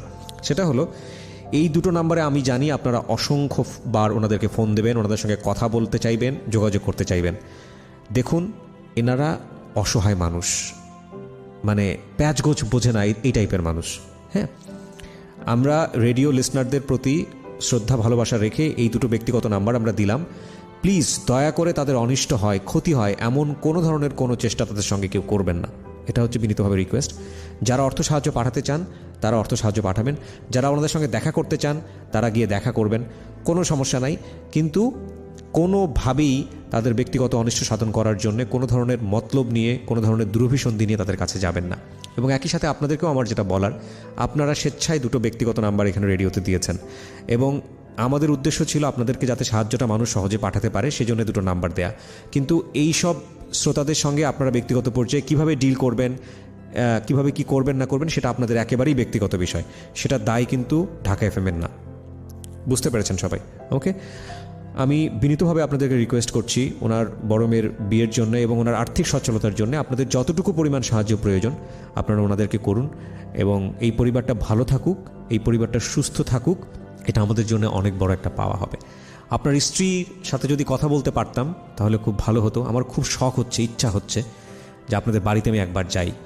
আমি কথা দিতে পারছি না, বাট আমার মন থেকে খুব ইচ্ছা হচ্ছে যে একটাবারের জন্য হলেও আপনার বাড়িতে যাব এবং গিয়ে একটাবারের জন্য হলেও দেখে আসব কি অবস্থা। আল্লাহ যদি কবুল করেন আমার এই ওয়াদা, আমার এই কথা, আমি একদিন আপনাদের বাড়িতে যাব, গিয়ে দেখব আপনারা কেমন আছেন, হ্যাঁ, এবং আজকের এই অনুষ্ঠানের পরে আসলে আপনাদের জীবন পাল্টে গেছে কিনা।